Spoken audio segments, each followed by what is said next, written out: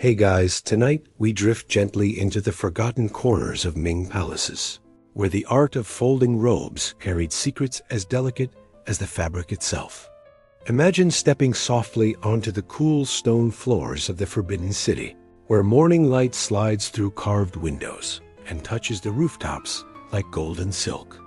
The air is heavy with faint incense and the whisper of centuries. Somewhere, a bell hums quietly, reminding the world to slow down. You might chuckle softly, thinking you certainly wouldn't survive a morning here in full ceremony. So before you get comfortable, take a moment to like the video and subscribe, but only if you genuinely enjoy what I do here. I'd love for you to comment where you're re-listening from and what time it is in your part of the world. Now, dim the lights, maybe turn on a fan for that soft background hum, and let's ease into tonight's journey together. The Ming Dynasty, from 1368 to 1644, built a world where even the simplest acts carried meaning. Walking slowly through the echoing halls, you notice a court attendant moving with care, folding a robe on a low table.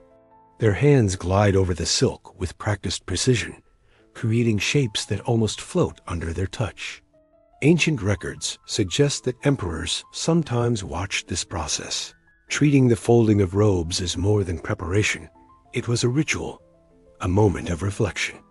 The thought makes you smile, imagining a ruler calmly folding garments while everyone else hustled through the palace. As you wander mentally through the corridors, the palace breathes around you. The polished stone floors feel cool underfoot. The carved beams above cast gentle shadows that shift as the light grows. You notice the faint shimmer of silk, threaded with subtle gold, resting neatly on tables. The care in these folds speaks of devotion, a slow, deliberate art that feels almost meditative. Some historians still debate whether this practice was purely symbolic or served a practical purpose.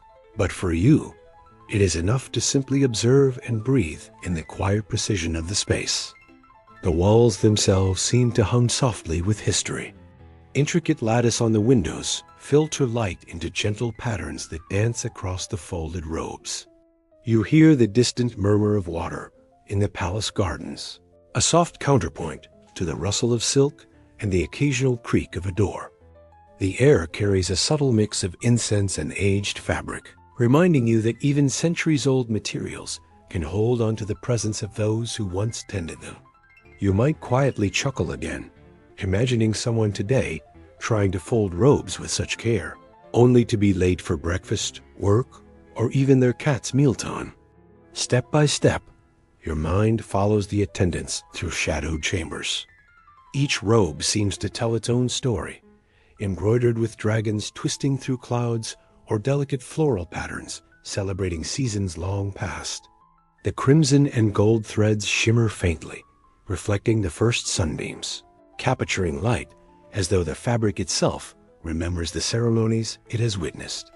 You notice the soft rhythm of folding, the way hands pause and glide, making each crease deliberate and elegant. Even the thickest silks bend willingly under patient fingers, creating lines as smooth as the gentle waves of a pond. In one quiet corner, a small tray of tea sits, its surface sending up faint, curling wisps of steam that mingle with the soft light of nearby lanterns. Tea was a subtle yet essential companion in the daily life of the Ming court, offering warmth, a gentle pause, and a quiet moment of reflection amid the rhythm of ceremony. Historical records suggest that tea might have even played a role in preserving delicate fabrics, though some historians wonder whether the idea of tea protecting silk is more legend than method. Still, as you breathe in the fragrant steam, it feels entirely believable that such small comforts could enrich palace life, lending both physical and spiritual calm. You lift the cup in your imagination, taking a slow, careful sip. Warmth spreads through your hands, along your arms, and into your chest, while the attendants move with quiet grace, their gentle motions echoing the serene rhythm of centuries-old ritual. Outside, the gardens beyond the palace walls begin to stir. Leaves tremble under a soft morning breeze, and koi move lazily in the reflecting pools, their ripples echoing the folds of silk inside. The air is alive with gentle motion, yet everything moves as if in slow motion, a rhythm set by centuries of careful rituals. The emperor's presence seems felt, not through loud commands, but through the attentive care in each fold, the quiet perfection of every robe lined on a table, and the measured pace of life in this corner of history. The morning light moves gently through the palace, sliding across polished floors and brushing soft patterns onto walls and corridors. It illuminates subtle colors in the fabrics, revealing threads that glimmer only when caught at certain angles, and shadows that shift like quiet whispers. Each slow step produces a faint creak of wood beneath careful feet, adding a soft rhythm to the serene scene. You notice the meticulous attention paid to every detail, folds of silk aligned perfectly, embroidery catching the light in delicate ways, and subtle variations in texture that speak of patience and craft. You might quietly smile, imagining that centuries ago, attendants and artisans devoted themselves to these very subtleties, and now their care creates a calm sanctuary for your imagination, inviting you to linger and breathe slowly in this quiet, gentle space. Now, as you take a final, slow breath, allow yourself to settle into the quiet rhythm of this space. The emperor, the attendants, the folded robes, all are part of a gentle order that asks nothing more than patience, presence, and appreciation.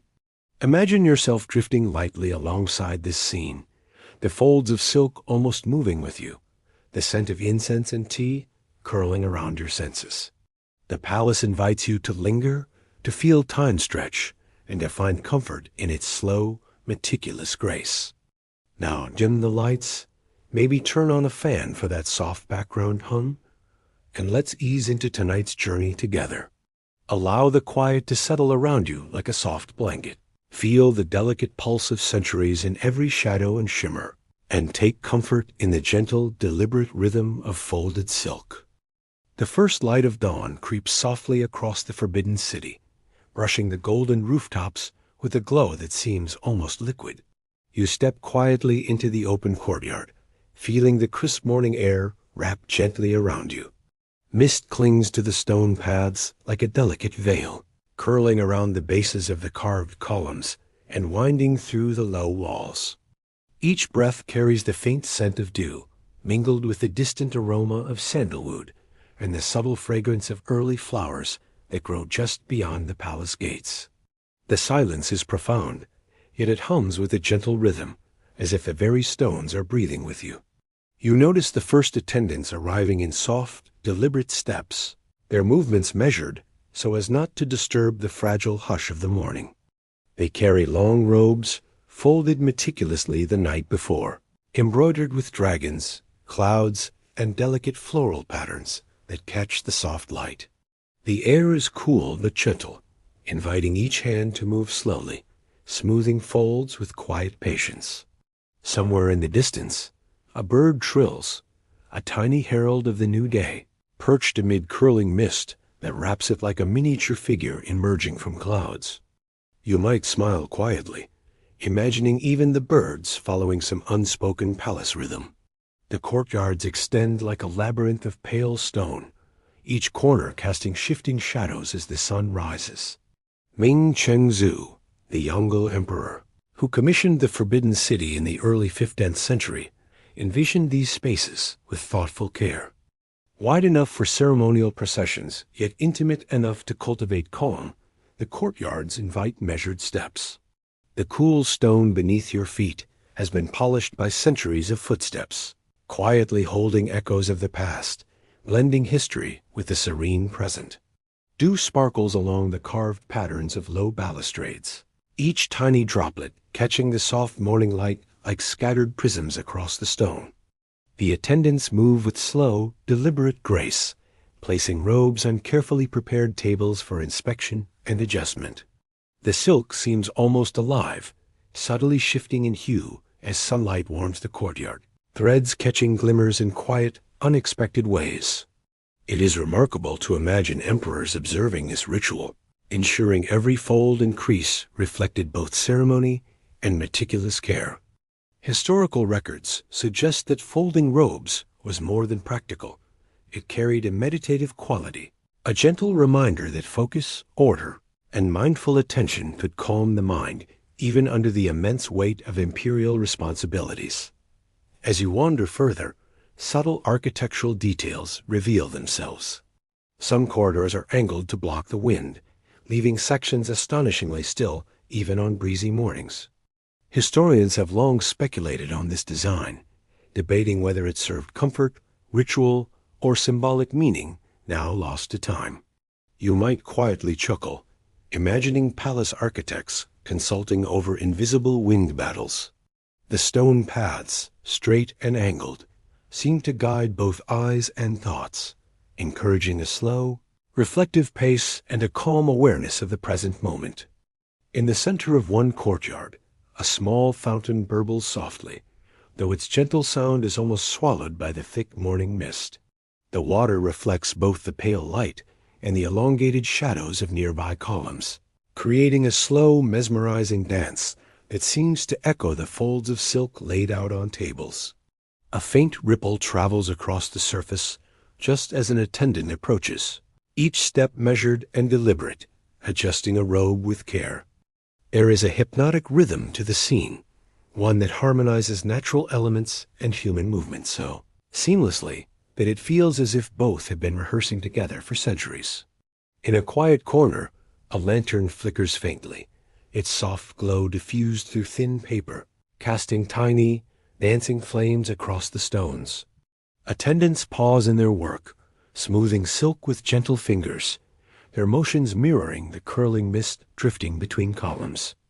Each robe tells a quiet story, dragons coiled in eternal flight, clouds drifting lazily across crimson fields, and patterns that reveal their full elegance only to the patient observer.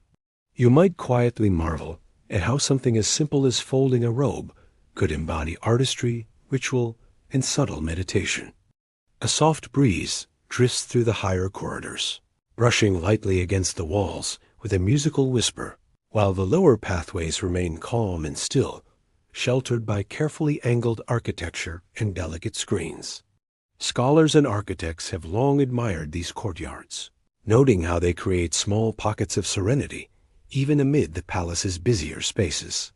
You can imagine the designers smiling quietly at centuries of visitors, confident that their intention to guide slow steps, measured breathing, and mindful observation continues to be felt. The architecture itself seems to prepare both attendants and observers for the careful rituals of clothing and folding, unfolding like a slow, silent ballet. Passing a low table where robes are laid, you notice how the silk shifts in light depending on angle, creating a subtle sense of movement within stillness. Each fold is precise, deliberate, and almost reverent, while the hands smoothing the fabric move with slow, careful rhythm. There is intimacy in this work, a dialogue between hand and silk, past and present, where centuries of practice condense into a single gesture. You might smile quietly, imagining a tiny wrinkle once provoking a suppressed chuckle among attendants, even as composure remained impeccable. As the sun climbs higher, the morning mist gradually lifts, revealing more of the courtyards and surrounding buildings. Light catches on the golden roof tiles, and shadows slowly retreat, exposing the fine details of carved stone, painted beams, and delicate architectural flourishes. The air is hushed and calm, yet alive with texture, the scent of damp stone and dew, the soft whisper of silk, and the faint echo of footsteps long past. You sense that the palace itself breathes slowly alongside your imagination, inviting gentle movement, quiet observation, and appreciation for the subtle beauty in every fold, every pattern, every line of design. The morning unfolds into a gentle rhythm. Attendants continue their work without haste. The occasional breeze stirs the air, and the mist recedes like a slowly drawn curtain.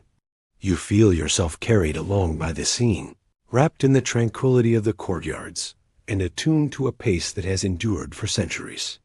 You might smile quietly, imagining yourself walking here in soft slippers, robe in hand, perhaps folding a sleeve backward, yet still embraced by the serene elegance of this timeless world.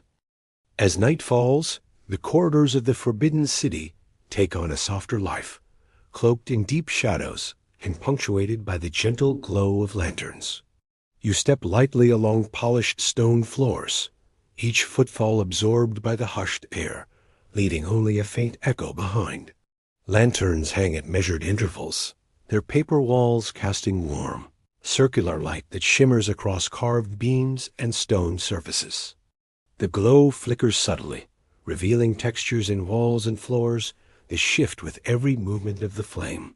You might quietly smile, imagining that the lanterns themselves are engaging in a delicate conversation with the shadows. The air is cool, carrying faint scents of incense and aged wood. Somewhere far off, the muted clink of ceremonial items hints at preparations for the morning's audience, though it barely disturbs the serenity of the night.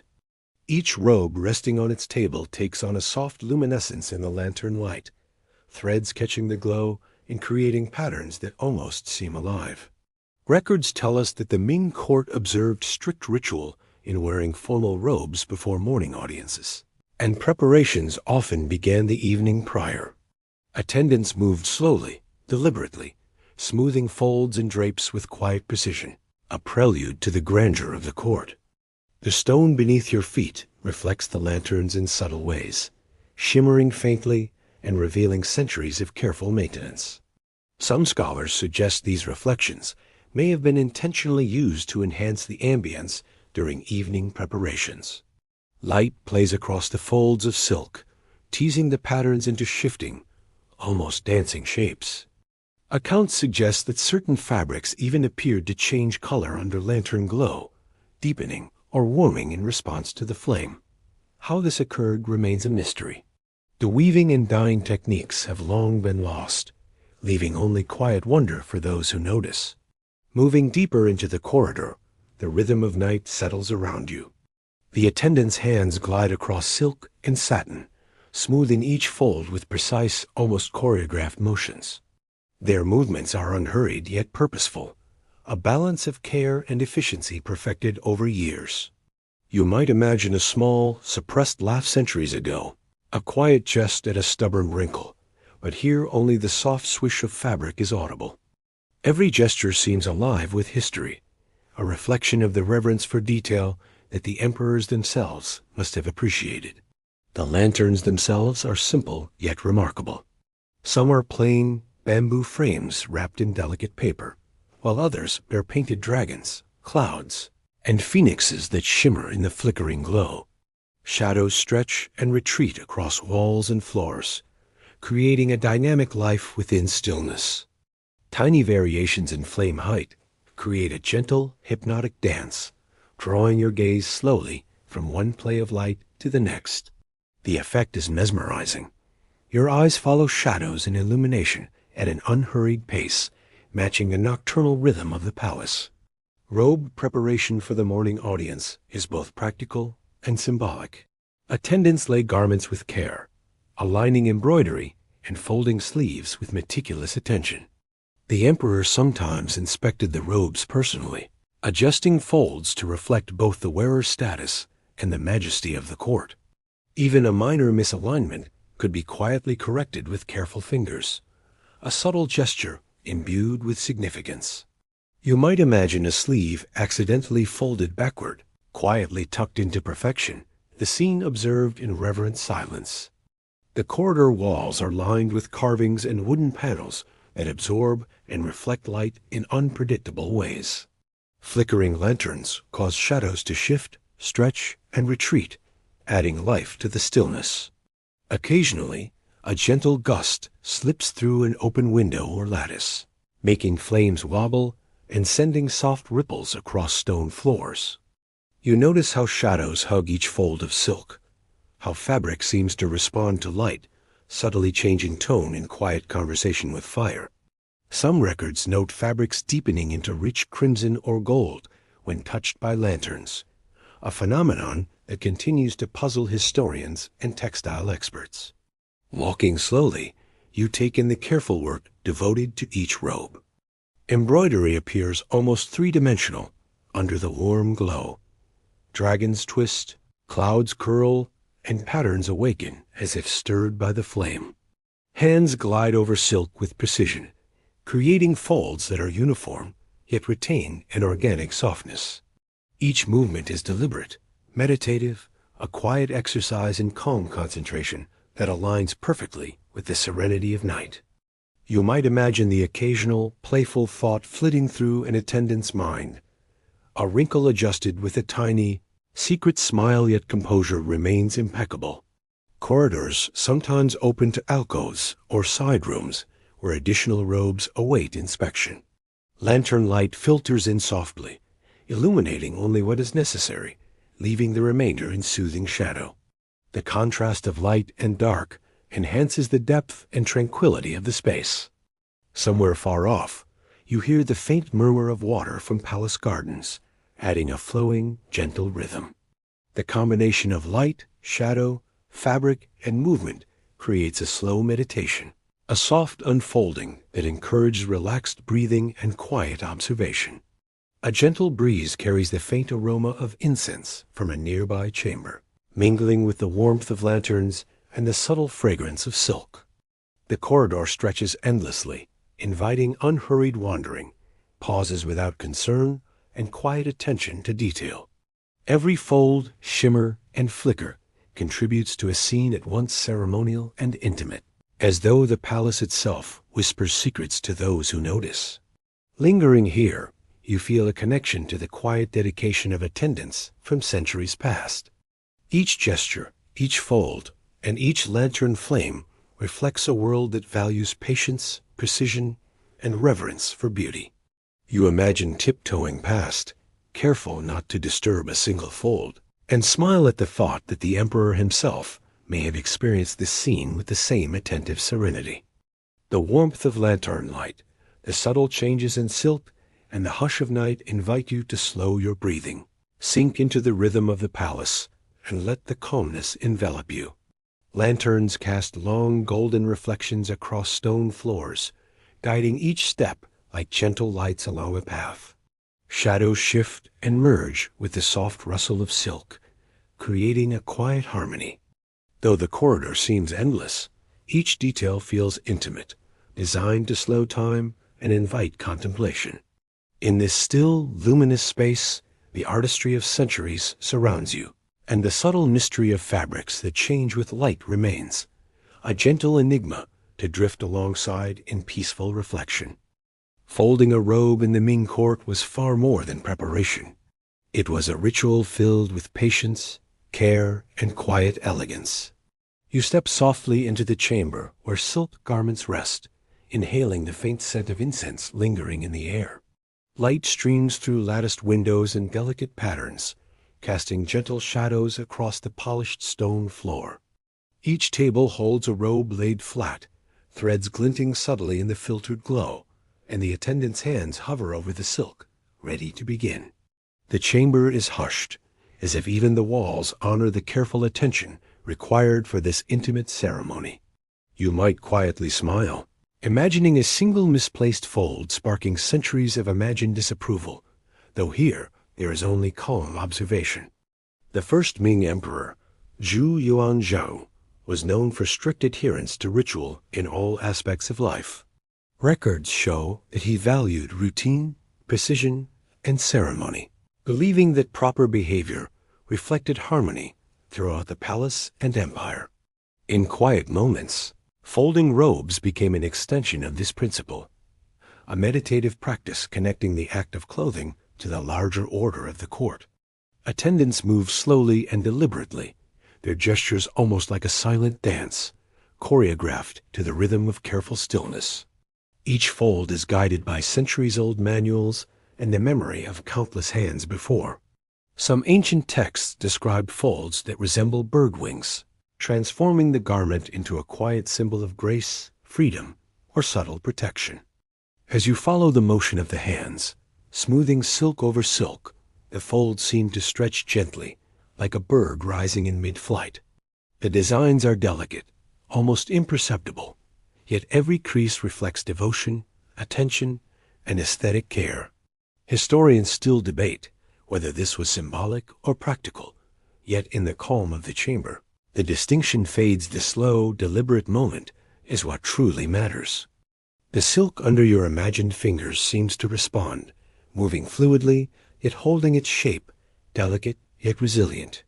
Threads of gold, crimson, and jade green catch the soft light, creating faint reflections that ripple across the stone floor.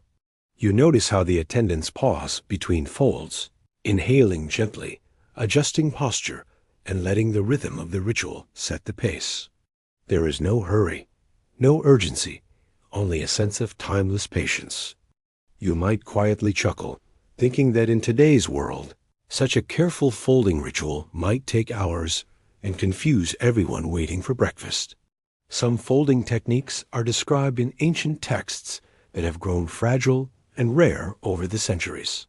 One particular manual details steps that create the subtle impression of wings on the garment, shoulders lifted ever so slightly, sleeves crossed with careful precision, and the body of the robe folded in a tapering motion that achieves perfect symmetry and understated elegance.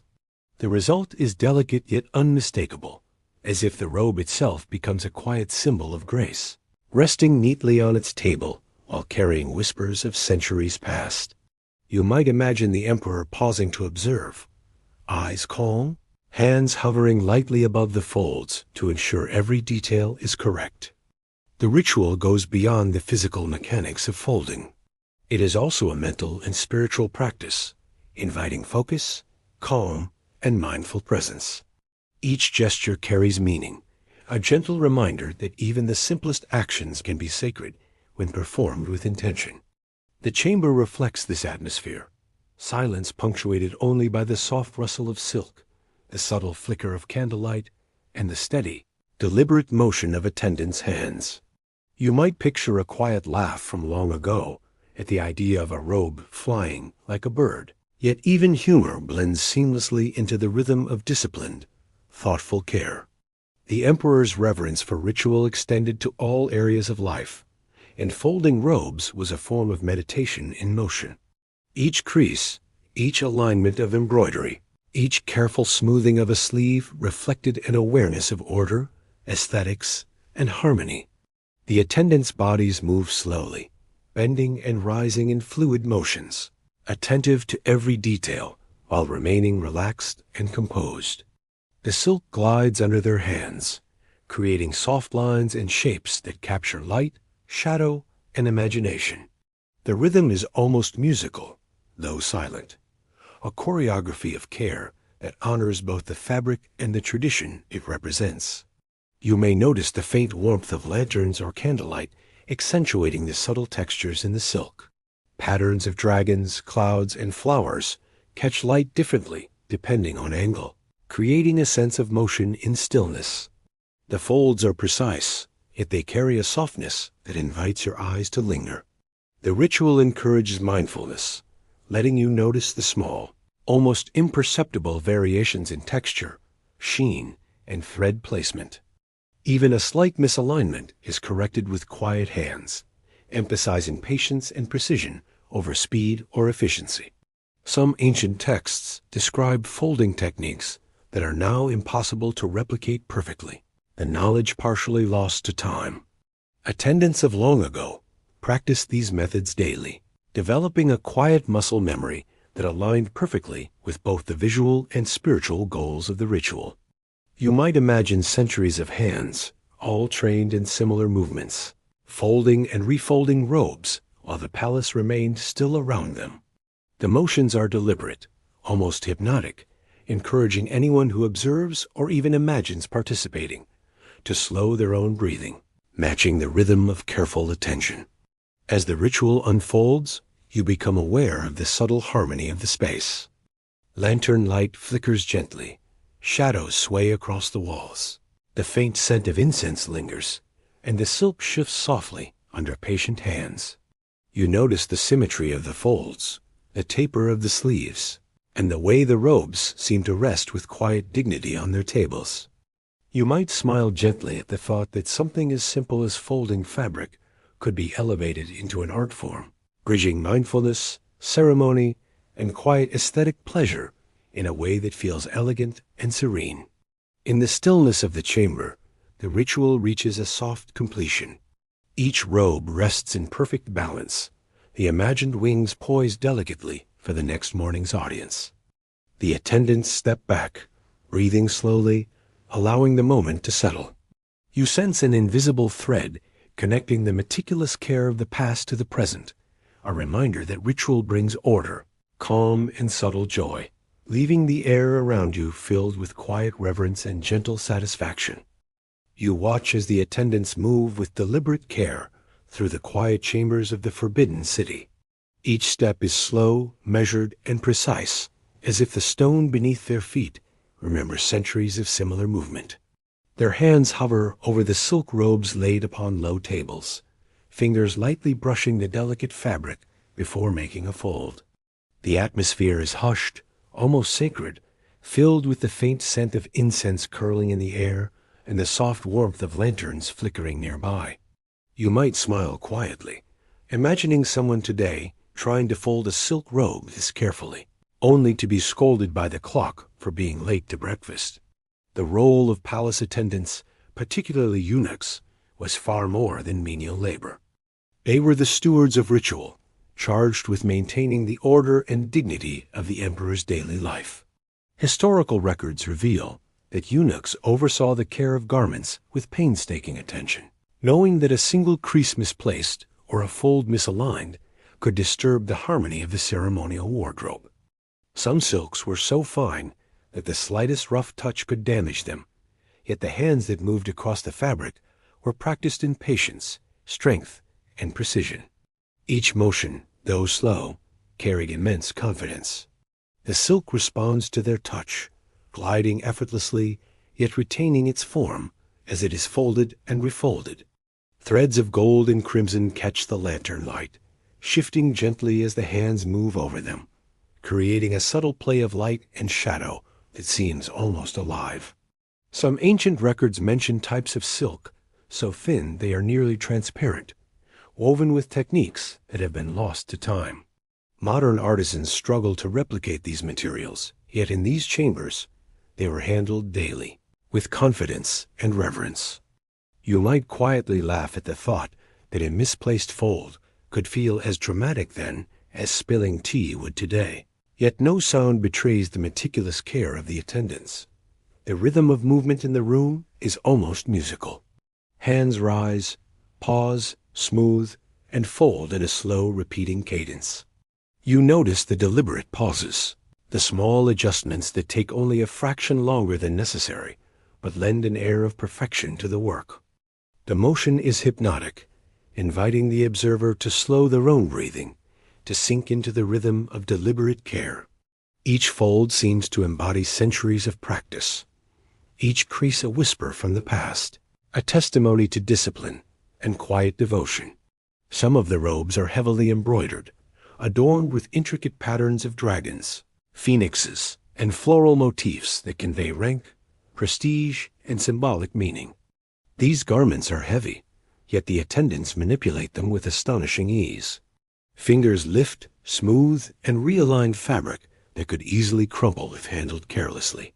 The way they work demonstrates an intimate understanding of material, weight, and movement. You may notice that even when the silk is thick or studded with decorative threads, their hands never appear rushed or strained. The slowness of their motion is deliberate, almost meditative, allowing the garment to maintain both structure and elegance. There is a quiet humor hidden in this diligence. You might imagine a young attendant accidentally lifting a sleeve too high, only to correct it with a faint smirk, careful not to disturb the formality of the ritual. The work is serious, yet human, reminding you that even in the strictest ceremonies, there is space for subtle, private amusement. The soft, measured sound of fabric brushing against polished tables and stone floors provides a soundtrack that is simultaneously rhythmic and soothing. a gentle accompaniment to the tactile ballet of the attendants' hands. The hands themselves tell the story. Calloused in some places, supple in others, trained over years of repetition, they are instruments of care and guardians of tradition. Each fold is executed with knowledge passed down through countless generations, a choreography that is learned slowly and executed with precision. You might picture the countless apprentices of the palace practicing movements over months and years until the fold becomes instinctive, until the silk itself seems to respond to the touch of its caretaker. The room breathes with this quiet expertise, a testament to patience, continuity, and devotion. Beyond physical skill, folding robes carried a subtle element of ritual.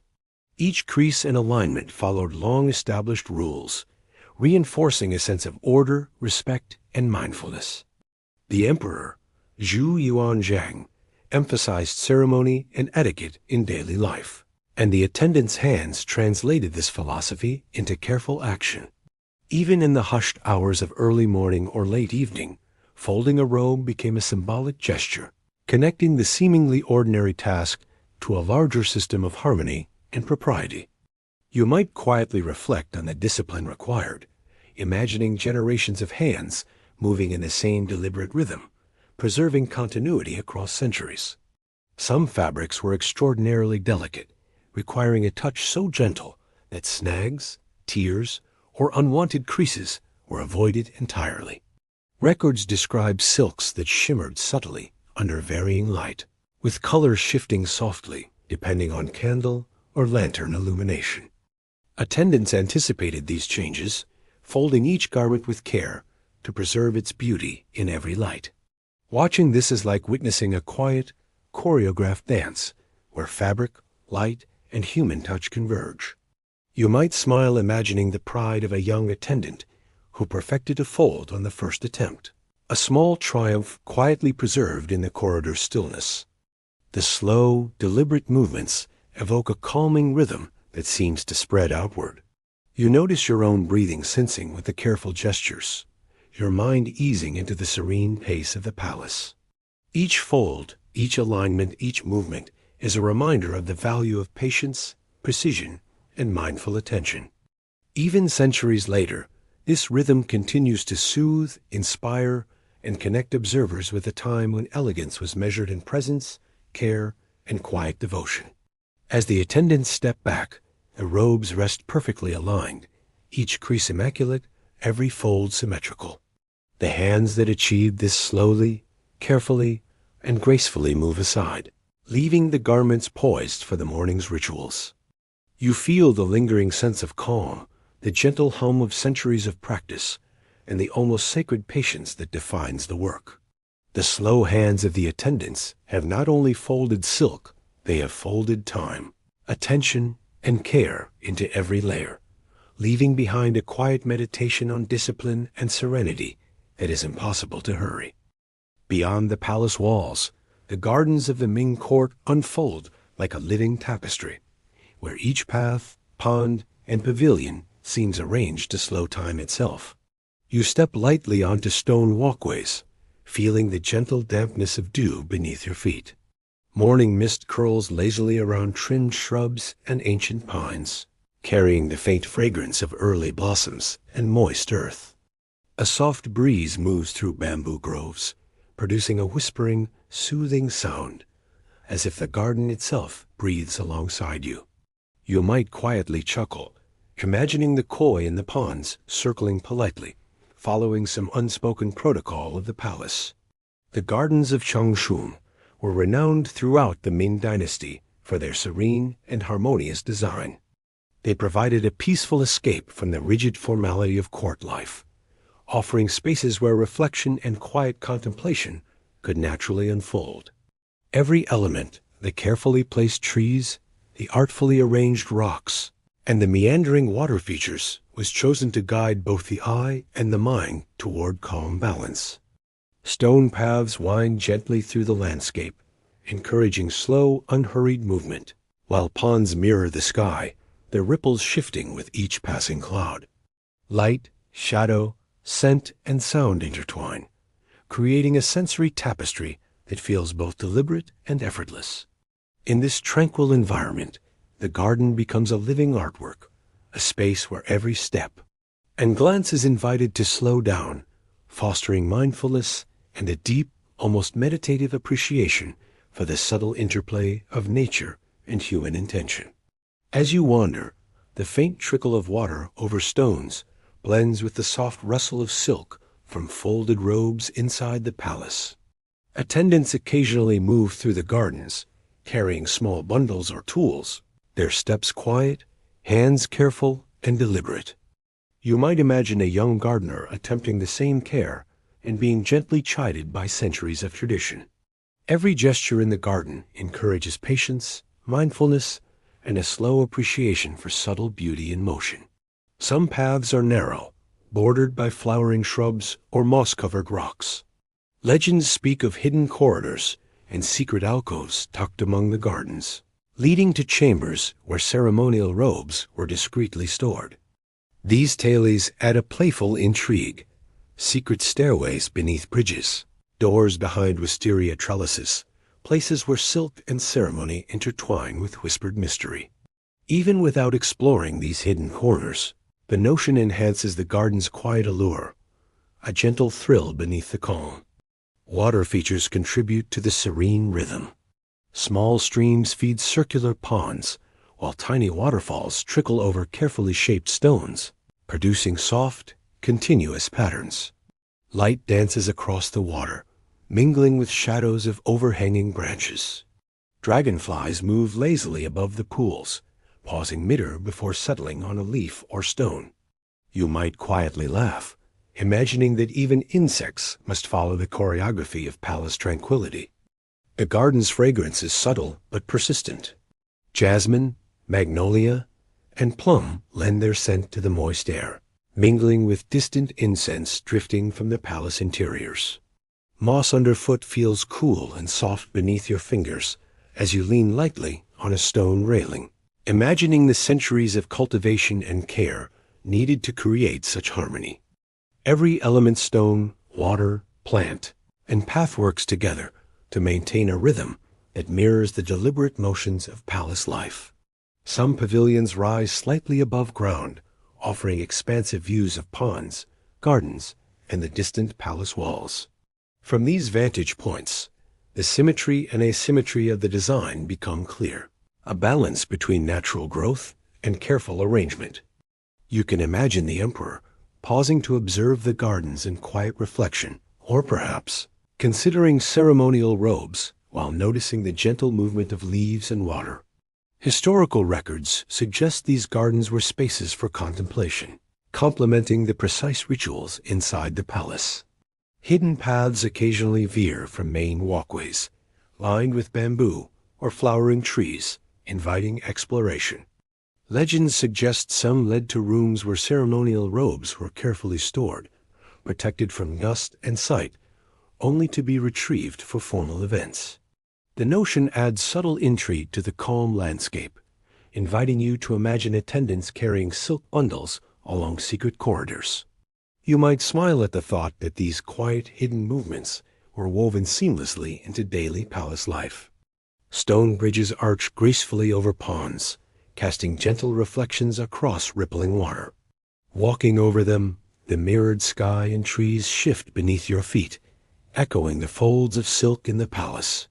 Light and shadow, water and stone work together to produce a meditative effect, inviting slow, attentive steps and mindful observation. Even the simplest leaves and flowers seem elevated, each contributing to the garden's pervasive sense of calm. Attendants continue their careful routines, folding, adjusting, and transporting garments, always in quiet harmony with the garden. Their rhythm blends seamlessly with trickling water, rustling leaves, and distant birdsong. There is no hurry, only the measured, unhurried dance of hands, fabric, and nature. Small gestures, smoothing a sleeve, adjusting a fold, timing a step to avoid disturbing calm, reveal dedication and artistry woven into every movement. You pause beside a quiet pavilion, taking a slow breath and letting the calm of the garden settle around you.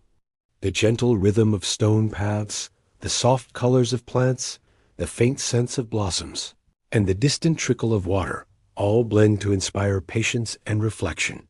Each careful step, each hidden path, and even the folds of silk robes carried through these spaces invites quiet mindfulness and gentle curiosity. You might smile softly, imagining that centuries ago, attendants moved with the same careful attention, ensuring robes and rippling water flowed together in serene harmony, a quiet testament to human care, ritual, and devotion that lingers in the stillness of the gardens today. As morning light lifts the mist, the gardens glow softly, revealing details previously hidden. Time feels altered here. Each deliberate fold, measured step, and whisper of breeze participates in a delicate balance. The interplay of architecture, nature, and ritual forms a tangible serenity, inviting slow breathing, lingering observation, and quiet reflection. The gardens beyond the palace walls are not just a retreat, they are a living extension of the palace's rhythm, a meditation on patience, beauty, and gentle mystery. In this space, every movement, every scent, and every subtle sound reminds you that care, attention, and quiet presence have the power to transform both environment and imagination. You step into a quiet chamber, lined with tall shelves that hold the weight of centuries. The air carries a faint scent of aged paper, mingled with traces of incense lingering from earlier rituals.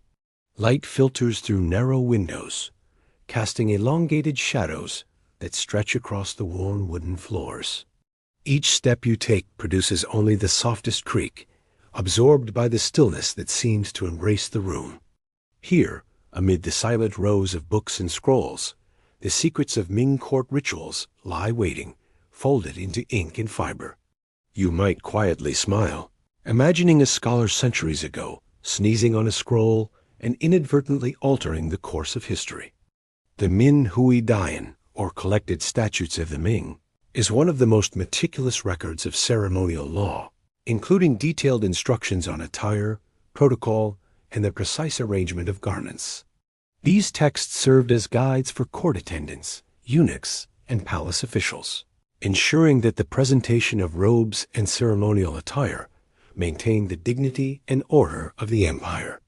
You run your fingers lightly over the spines of thick, leather-bound volumes, feeling the subtle texture of age and careful craftsmanship.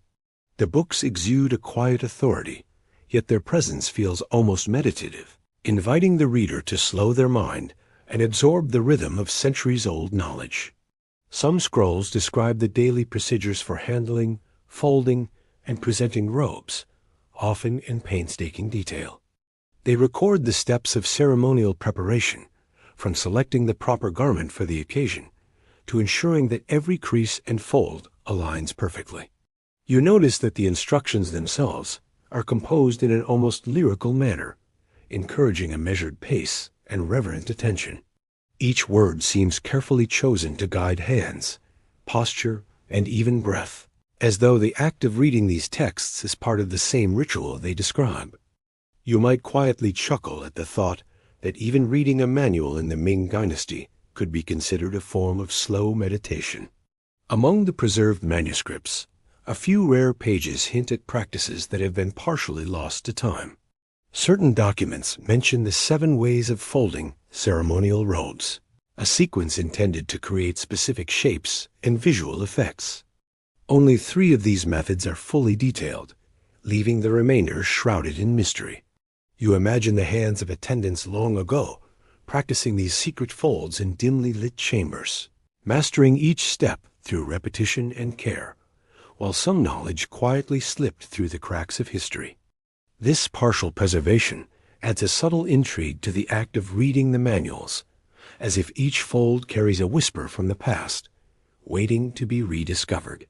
The room seems to breathe softly around you, each shelf and scroll imbued with patience and discipline. You notice the contrast between the meticulous order of the manuscripts and the unpredictable play of light from the nearby window. Sunlight filters through slowly, moving across yellowed pages, highlighting faded ink, and making certain characters shimmer faintly. The effect is mesmerizing, drawing your attention to details that might otherwise be overlooked, like small flourishes in the calligraphy or the slight unevenness in hand-painted illustrations.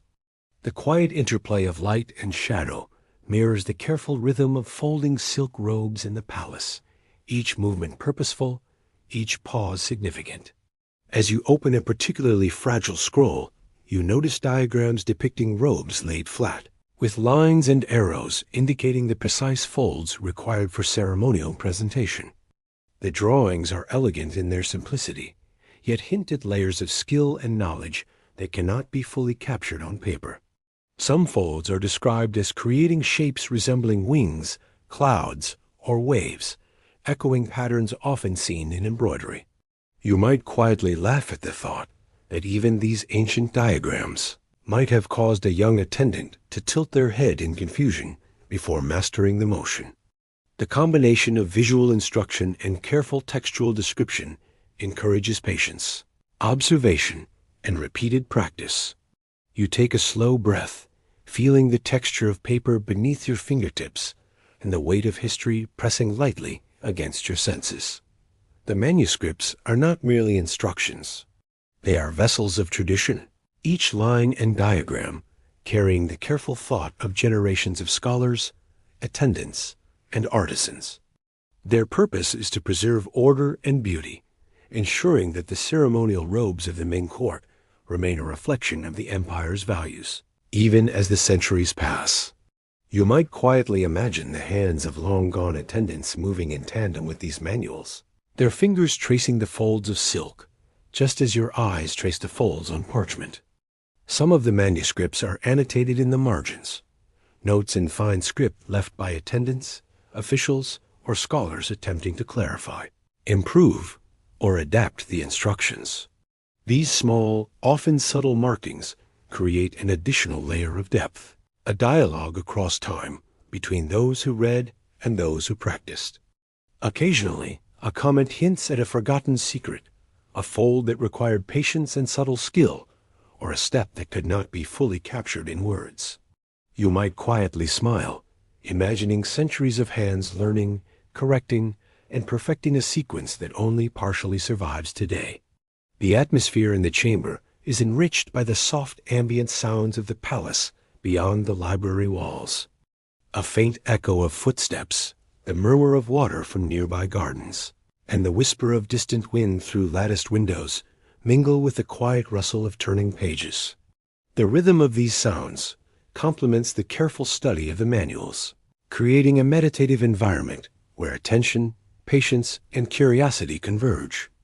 You sense the dedication required to follow the instructions faithfully, knowing that the smallest deviation might affect both the appearance and symbolism of ceremonial robes. Finally, as you close a particularly delicate volume, you feel the slow, deliberate passage of time in the room. The manuscripts have guided your attention, taught patience, and offered glimpses into the intimate practices of the Ming court. The folds of silk, the gestures of attendants, and the care recorded in the Min Hui Dian live on through these pages, reminding you that precision, elegance, and mindfulness can transform even the simplest acts into ritual. The whispered secrets of the 7 ways of folding remain tantalizingly incomplete, leaving a gentle mystery for imagination to fill, a soft invitation to dwell in the calm, deliberate rhythm of centuries past. You enter a quiet room where silk robes lie draped over low tables, their surfaces smooth and cool to the touch. The air is hushed, carrying the faint scent of aged silk and lingering traces of incense. Lanterns cast soft circles of light across the space, illuminating embroidery that seems almost alive in their flickering glow. You lean in slightly, noticing the intricate patterns woven into the fabric, delicate dragons curling through clouds, phoenix wings unfurling in quiet majesty. You might quietly smile, imagining a modern fashion designer trying to achieve the same subtle complexity and giving up halfway through a cup of tea. The craft of brocade weaving in Nanjing, or Namkin, was celebrated for its precision and artistry. During the Ming Dynasty, artisans produced silk fabrics that combined strength, flexibility, and intricate patterns, creating garments that were both practical and profoundly elegant. Each thread was placed with care, producing motifs that conveyed status, symbolism, and aesthetic harmony. The weaver's skill allowed them to create depth, texture, and subtle contrasts that would only fully reveal themselves under careful observation. You notice the faint sheen of the threads, their color shifting slightly as the lanterns flicker, adding life to each pattern. Some of the most mysterious effects of these fabrics occur under different light conditions. Ancient texts and surviving manuscripts hint that certain patterns vanish when viewed in natural daylight, only to emerge fully when illuminated by candle or lantern light. The effect is almost magical.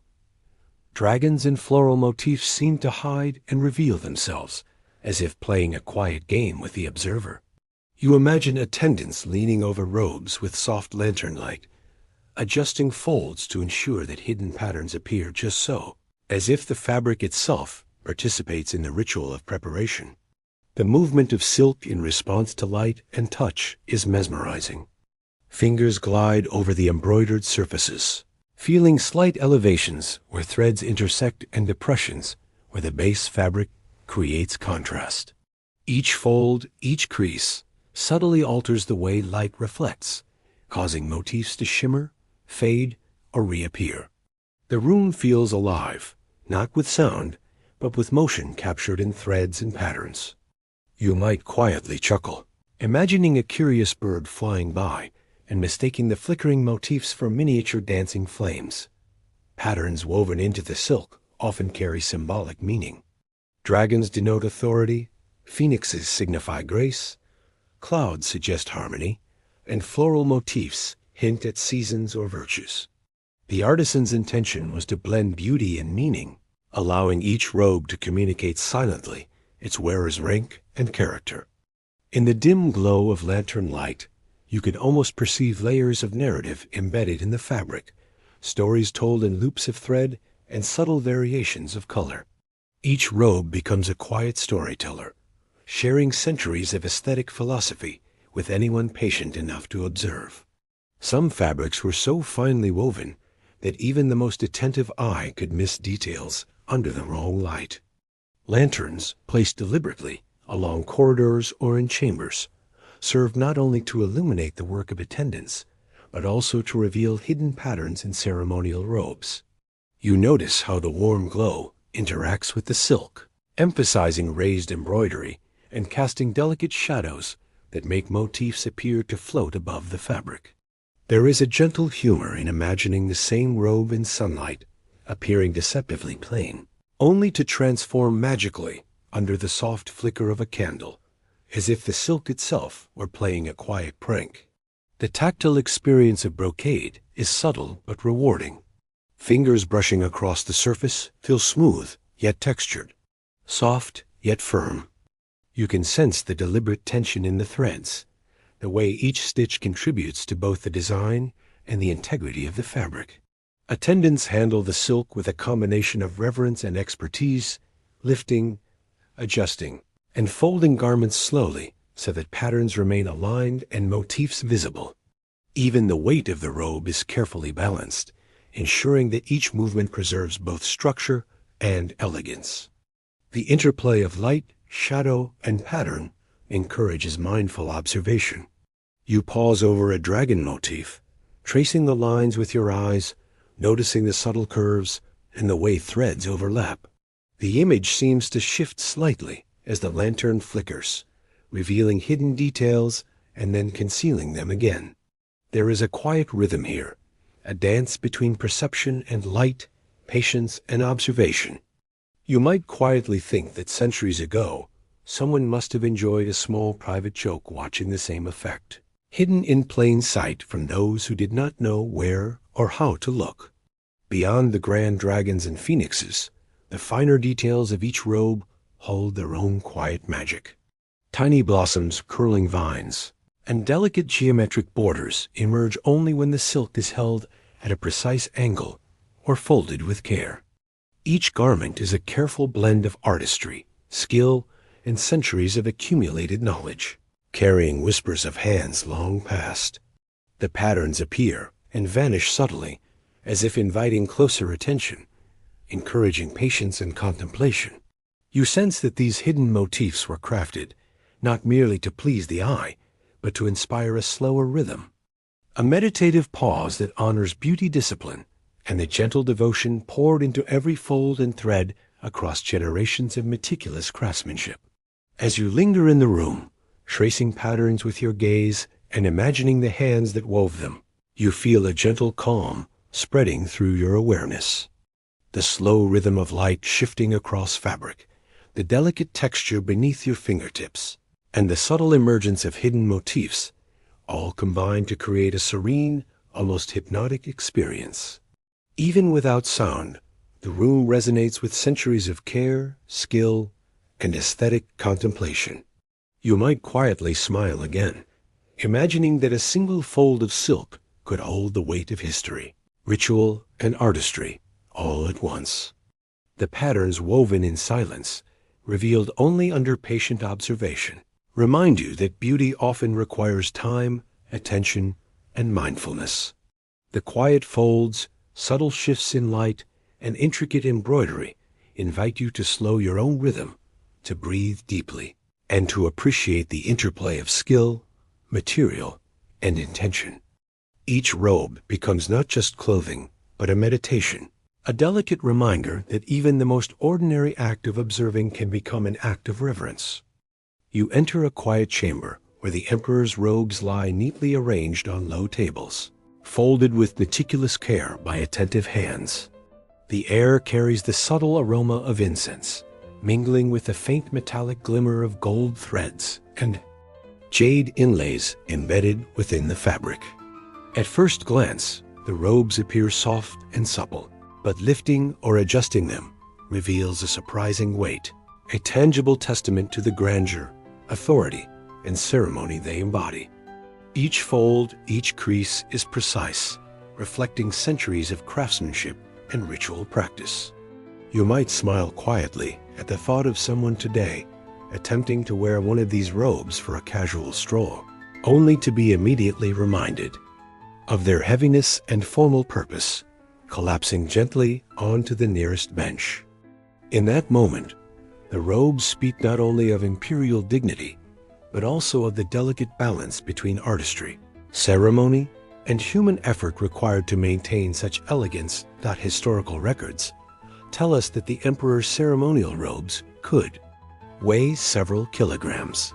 Thick layers of silk, combined with gold thread, intricate embroidery, and gemstones sewn into collars and sleeves, made each garment a small burden of dignity. The weight alone demanded slow, deliberate movement, both from those who wore the robes and those who prepared them. The attendants moved with quiet precision, adjusting folds, supporting heavy sections of fabric, and ensuring each garment maintained its intended shape. Every gesture was deliberate, measured, and graceful, revealing the skill required to handle such weight without disturbing the robe's form. You notice the subtle strain in their posture, a tension softened by years of practice, ease as if each motion were part of a silent, centuries-old choreography. The rhythm of their hands, synchronized with careful breaths and slow steps, transforms labor into ritual, turning the act of handling garments into a study of patience, balance, and quiet devotion. The folds of these heavy robes are remarkable in their precision. Despite the thickness and ornamentation, the fabric remains smooth, with no sign of wrinkling, creasing, or misalignment. Ancient texts offer vague guidance, but the exact techniques used to fold such dense, layered silk remain a mystery. You might quietly marvel, imagining a single fold mismanaged and a delicate arrangement of gold thread and jade displaced, a small catastrophe softened only by centuries of practice. The hands of attendants move slowly, deliberately, and almost meditatively, counterbalancing the weight with gentle patience. The tactile experience of handling these robes is unique. Your fingers glide over cool silk, brushing against raised embroidery, and the subtle textures of gemstones embedded in the thread. Each motion produces a faint, reassuring rustle, a sound that seems amplified in the hushed chamber. The combination of heaviness and delicacy requires careful coordination, the kind that only comes with experience and reverence for both material and ritual. You might quietly think that centuries ago, a misstep could cause not only a wrinkle, but a gasp from nearby attendants. Yet here, the rhythm of folding remains unbroken. Light plays across the robes in a mesmerizing way. The gold threads catch lanterns' flickering flames, reflecting softly across the stone floors. Shadows form in the folds, highlighting the precision and symmetry of each crease. Even gemstones sparkle subtly under the gentle illumination, as if signaling the patience invested in their placement and the careful attention with which the entire garment is handled. You notice that every fold is a compromise between aesthetics, practicality, and the laws of physics. The heavier the fabric, the slower and more precise the motion. Some ceremonial robes were layered so heavily that a single sleeve could feel like lifting a small weight, yet the fabric yielded gracefully to the touch of practiced hands. The attendants' slow movements are like a carefully conducted dance. Lift, adjust, fold, smooth, pause, repeat. The repetition is soothing to watch, a quiet testament to centuries of learned skill and disciplined patience.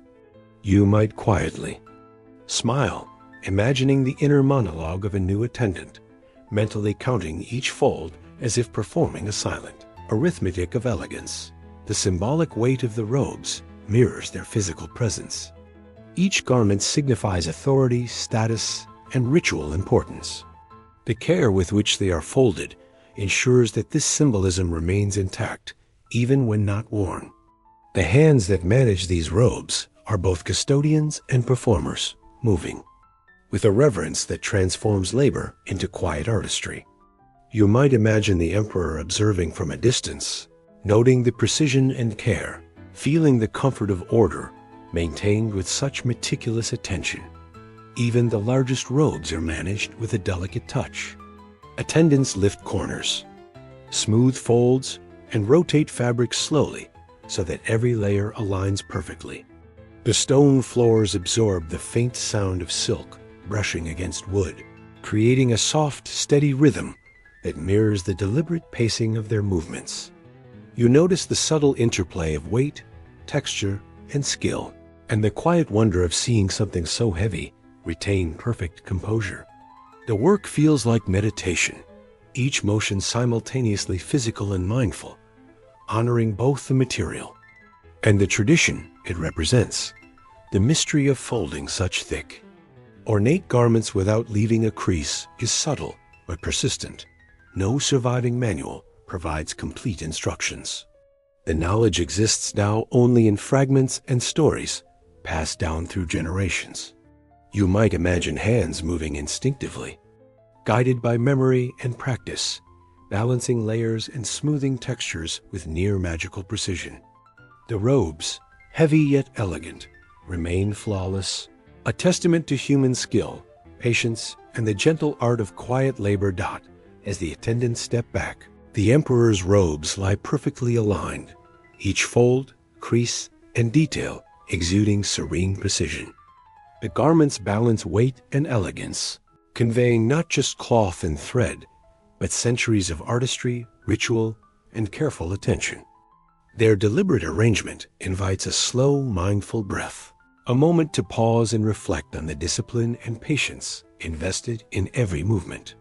You notice the subtle shimmer of gold threads and the soft gleam of silk, each element speaking to ceremony, beauty, and reverent care.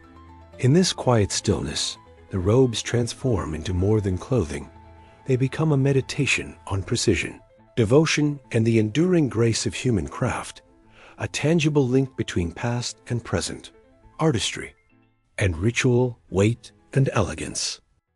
You enter the grand hall, where polished stone floors stretch beneath your feet, cool and smooth, reflecting soft lantern light. Each step echoes gently, the sound absorbed by the vast silence of the chamber. The air carries a faint trace of incense mingled with a subtle scent of wax and aged wood. You notice the rhythm of walking itself, deliberate and measured, each footfall a quiet punctuation in a calm atmosphere. You might quietly smile, imagining a hurried visitor attempting the same steps and creating a minor symphony of clumsy echoes. Historical records tell us that the emperor of the Ming Dynasty would move deliberately through the Hall of Supreme Harmony or Tai Hoa Palace for ceremonial occasions. These processions were not hurried. Each step was precise, reinforcing order, dignity, and ritual propriety. The emperor's attendants mirrored his movements, accompanying him with equal care and attention. Every footfall mattered, not only for practical navigation, but also for maintaining the solemnity of court ceremonies. The rhythm of movement across the stone floor became part of the ceremony itself, a silent expression of balance, discipline, and presence. You notice subtle variations in the stone beneath your feet. Certain areas appear slightly worn, polished by centuries of careful passage. The irregularities are almost imperceptible, yet some historical accounts suggest that these worn patches may mark secret practice spots. It is hypothesized that attendants, and perhaps even the emperor himself, rehearsed rituals, including robe folding and formal bows, in these precise locations. The thought adds a gentle layer of intrigue to the quiet, echoing space. You might quietly chuckle at the idea that even stone remembers etiquette. The echo of each step resonates with centuries of ritual. Attendants guide garments, adjust collars, and ensure that robes flow perfectly with every movement. The soft shuffle of fabric accompanies the measured tapping of feet, creating a muted rhythm that harmonizes with the ambient light flickering across carved columns and painted beams. The space itself feels alive, responsive to the careful pacing of those who move through it. You may imagine lanterns swaying gently, shadows stretching and shifting with the rhythm of the procession. The texture of the stone is remarkable, smooth. In some areas, slightly ridged in others, it demands attention to posture and balance. A misstep could disrupt the elegance of a ceremonial walk, so each movement is deliberate, calculated, yet executed with a sense of calm that makes the effort seem effortless. You might quietly think about the skill required to carry heavy ceremonial robes, embroidered with gold and jade, while maintaining the measured grace of the hall. The combination of weight, attire, and rhythm creates a subtle, hypnotic effect, both for the participants and anyone observing. Light interacts with the floors in quiet, shifting patterns. The glow from lanterns traces the contours of the stone, emphasizing subtle dips and polishing worn by centuries of careful steps. Shadows stretch along the walls, echoing the movements of hands adjusting robes and heads bowing in reverence. The interplay of light and motion heightens the sense of ceremony, as if the hall itself participates in the rhythm, guiding each step, each fold, and each measured gesture. You might quietly smile, imagining the stone floor, observing centuries of bows, and anticipating the careful steps of every visitor. Attendants move in a synchronized cadence, their motions echoing the emperor's, carrying robes across the floor with soft precision. The folding and adjustment of garments occur simultaneously with walking, a dance of hands and feet executed with patience and mindfulness. Even the smallest adjustment of a sleeve or collar is timed with the step, preserving both aesthetics and ritual accuracy. You notice how the rhythm of movement and fabric seems intertwined with the hall itself, creating a sense of continuity between human action and architectural space. The worn patches of stone invite quiet curiosity. Their unusual polish and slight depressions suggest repetitive movement, as if the same steps had been practiced countless times over centuries. Some hypothesize that attendants use these areas to rehearse the precise motions required for ceremonial greetings, bows, and robe folding. The idea that ritual practice left an imprint on the physical structure of the hall adds a subtle mystery to the quiet walk, a reminder that even stone can carry the memory of disciplined care. You might quietly imagine centuries of soft footsteps, tracing invisible patterns, each step a meditation in itself. You pause for a moment, noticing the gentle interplay of sound, light, and weight. Each step across the stone floor produces a muted echo, reinforcing the calm and measured rhythm of the hall. The rustle of silk, the careful adjustment of robes, and the slow sway of lantern light combine into a sensory experience that feels both ancient and timeless. You might quietly chuckle at the thought that a casual observer could walk through this hall and sense nothing. Yet centuries of ritual have left their imprint in subtle, almost imperceptible ways. As the emperor and attendants proceed through the hall, each step resonates with dignity and ritual. The combination of heavy robes, precise posture, and measured pacing produces a quiet harmony, an almost hypnotic cadence that carries the essence of ceremonial life. The worn patches, the smooth stone, and the soft echo of footsteps form an invisible choreography, a subtle testament to discipline, care, and centuries of repetition. Walking slowly here, you feel the rhythm seep into your own awareness, inviting calm, focus, and a gentle reverence for the meticulous care that shaped every movement in the hall. The steps across stone floors are more than movement, they are ritual, meditation, and a silent preservation of centuries-old tradition. Every footfall, every adjustment of silk, every gentle pause contributes to a delicate balance that resonates through time. The hall, the robes, the attendants, and the emperor are part of an unbroken chain of deliberate motion, each link marked on the very stones beneath your feet. You might quietly smile, feeling the quiet echo of history beneath each careful step, and sensing the stillness that comes from centuries of measured, mindful passage. You step into a small, quiet chamber where the gentle aroma of tea fills the air. The walls are adorned with simple wooden panels, polished by years of careful maintenance. A low table holds a delicate porcelain teapot and cups, their surfaces smooth and warm under the soft glow of lantern light. You notice the steam rising slowly from freshly poured tea, curling like tiny wisps of silk in the air, carrying with it a scent that is both calming and inviting. You might quietly smile, imagining someone in modern times expecting instant coffee to have the same elegance, only to sigh in mild frustration.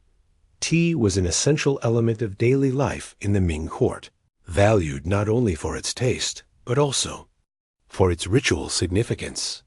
Historical records indicate that the emperor, attendants, and scholars consumed tea throughout the day, often pausing in quiet reflection to enjoy the subtle warmth and fragrance. The preparation of tea was itself an art, water carefully heated, leaves measured precisely, and pouring performed with measured care. Each movement was deliberate, as if the slow act of making tea mirrored the rhythm of folding silk robes or walking across stone floors. You notice the subtle texture of the tea leaves in the pot, dark green and unfurling gracefully as hot water touches them. The liquid slowly darkens, releasing a gentle fragrance that mingles with the faint scent of incense lingering from the main hall. Each pour creates a soft, continuous murmur, the sound amplified slightly by the polished wood of the table. You might quietly chuckle, imagining a young attendant accidentally spilling a drop and performing an exaggerated bow as if it were part of the ritual itself. The gentle rhythm of preparation is almost hypnotic, encouraging you to slow your breathing and sink deeper into the calm of the moment. Some documents from the Ming era hint at a curious connection between tea and the Feng preservation of garments. Certain texts mention that tea was used to maintain the color of robes, suggesting that brief exposure to tea or its vapor may have helped protect delicate silk from fading. The exact method, however, is lost to history, and some records are tantalizingly vague. Some historians wonder if this was more myth than method. You might quietly imagine attendants setting aside small cups of tea beside folded robes, the gentle aroma infusing the fabric with invisible care, a combination of practicality and ritual that blurred the line between science and tradition. The sensory experience of tea in the palace is gentle and immersive.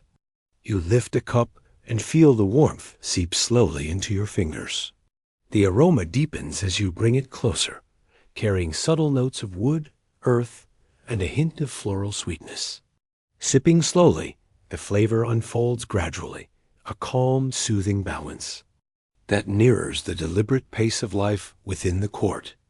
Even in this small, quiet moment, you can sense the same attention to detail and ritual precision that defines every aspect of palace life. From folding robes to walking across stone floors, attendants glided quietly through the tea chamber, carefully ensuring each cup was poured evenly and each leaf steeped perfectly, without a single spill disturbing the calm. Their movements were deliberate, measured, as if every gesture contributed to the gentle harmony of the moment. You might smile quietly, imagining centuries of practice shaping this almost imperceptible choreography, where hands, cups, and curling steam move together seamlessly. Each motion feels both purposeful and meditative, transforming a simple act of serving tea into a ritual of quiet elegance, patience, and mindful observation that mirrors the rhythm of the palace itself. The light in the room is soft, filtered through latticed windows, and reflected off the surface of the tea. Shadows play gently across the walls, moving subtly as lanterns flicker or steam rises from the cup. Each fold of the cloth covering the tea table is deliberate, maintaining order and visual balance. You notice how the ambient details, the warmth of the pot, the quiet movement of steam, the faint scent of leaves combine to create a moment of mindfulness. Even centuries later, it is easy to imagine that the same ritual would inspire calm, patience, and quiet reflection. Some cups of tea were served near folded robes, the faint vapor mingling with the fabric's scent. You imagine attendants pausing to inhale softly, appreciating both the aroma of tea and the subtle beauty of silk arranged with meticulous care. The act of making tea mirrors the folding of robes, deliberate, measured, and rhythmic. Each sip is a small meditation, a gentle pause in the cadence of palace life, reminding you of the quiet magic embedded in routine and care. Even the smallest details are treated with meticulous care. Tiny porcelain spoons, used to measure each portion of tea leaves, rest neatly on their trays, waiting for the precise moment. Water is poured at the exact temperature, never too hot, never too cold, so that the delicate flavors unfold fully and the intended aroma rises gently. You might quietly smile, imagining a modern coffee machine attempting this elegance, yet missing the mindful attention woven into every gesture. Like the folding of robes, the tea ritual is a practice of deliberate observation, patience, and subtle artistry, where each movement carries purpose, each pause holds meaning, and the quiet rhythm transforms a simple act into a moment of refined contemplation.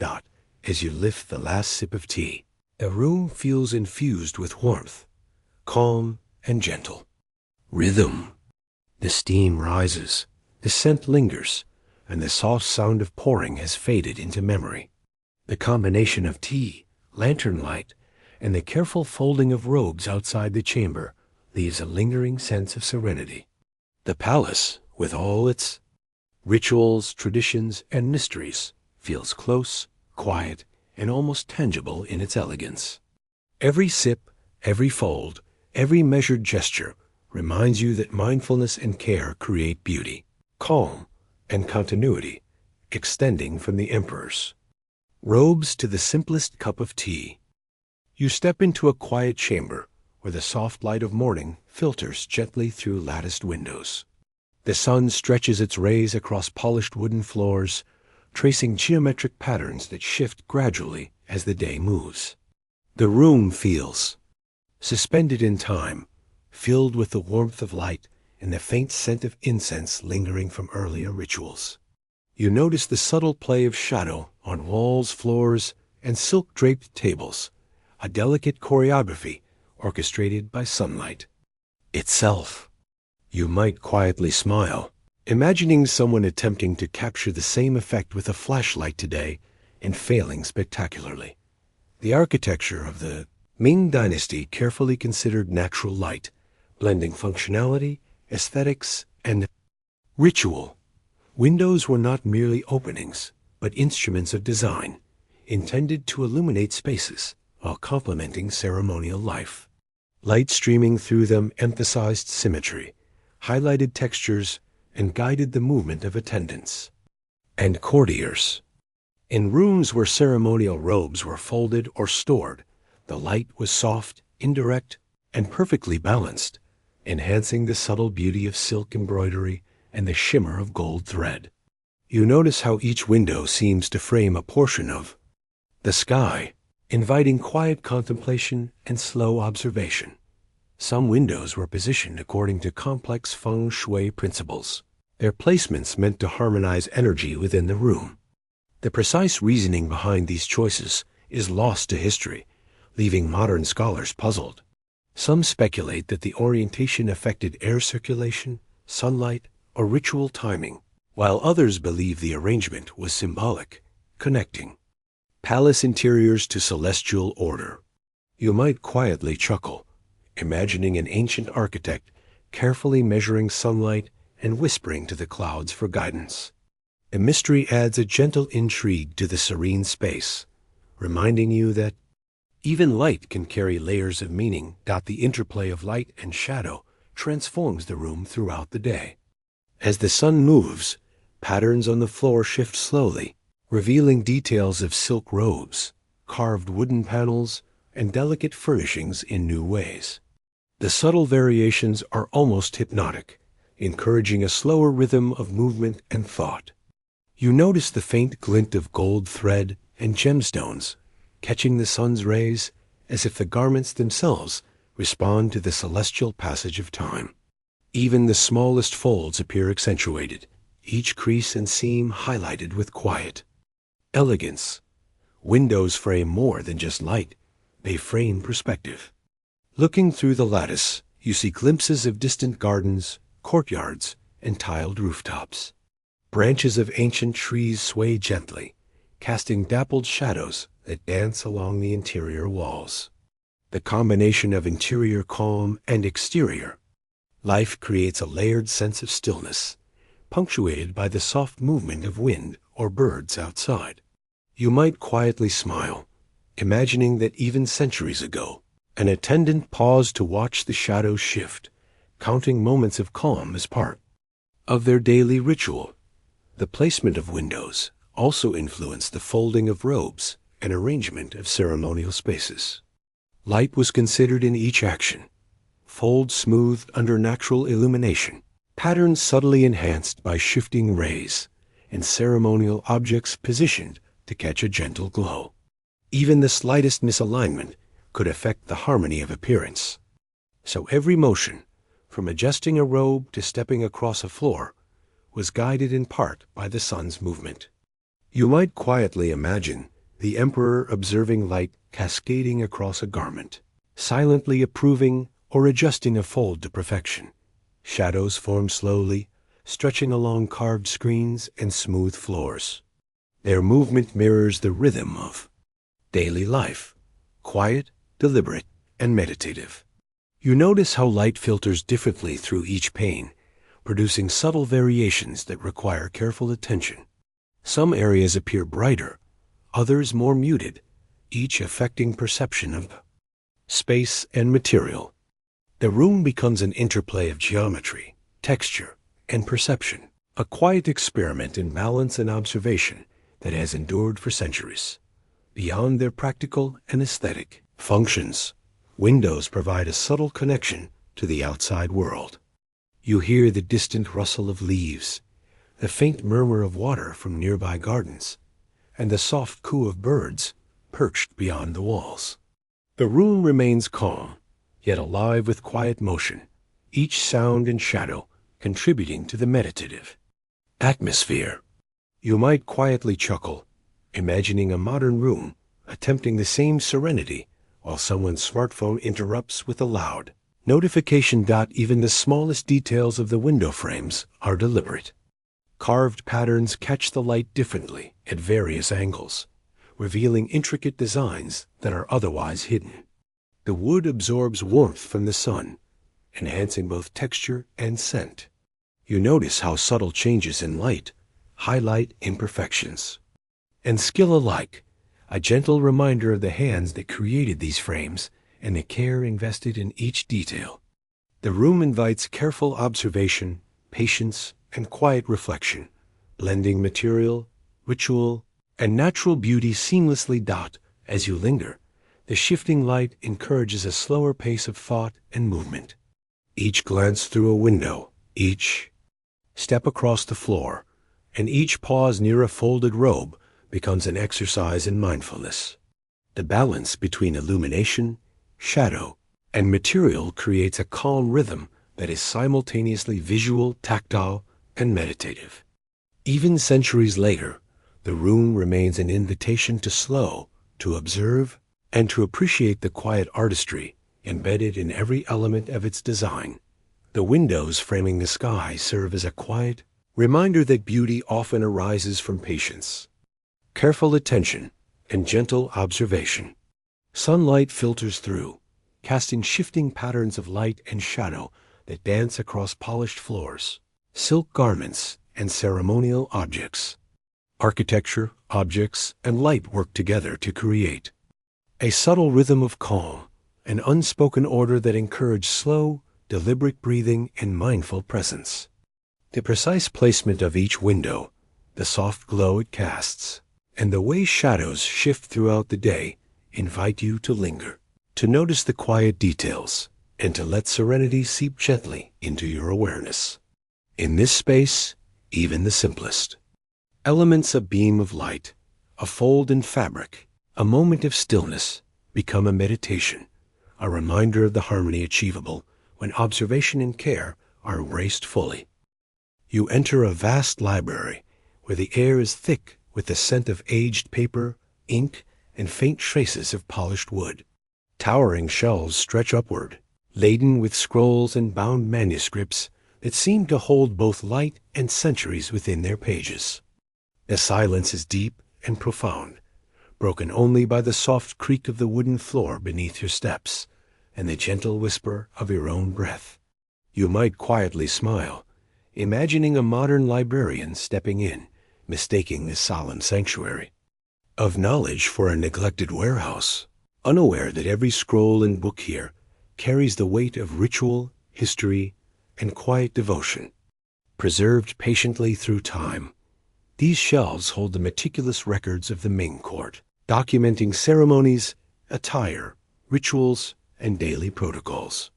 Within these volumes, attendants, scholars, and officials recorded every detail of imperial life, from the placement of robes to the specific angle of a bow.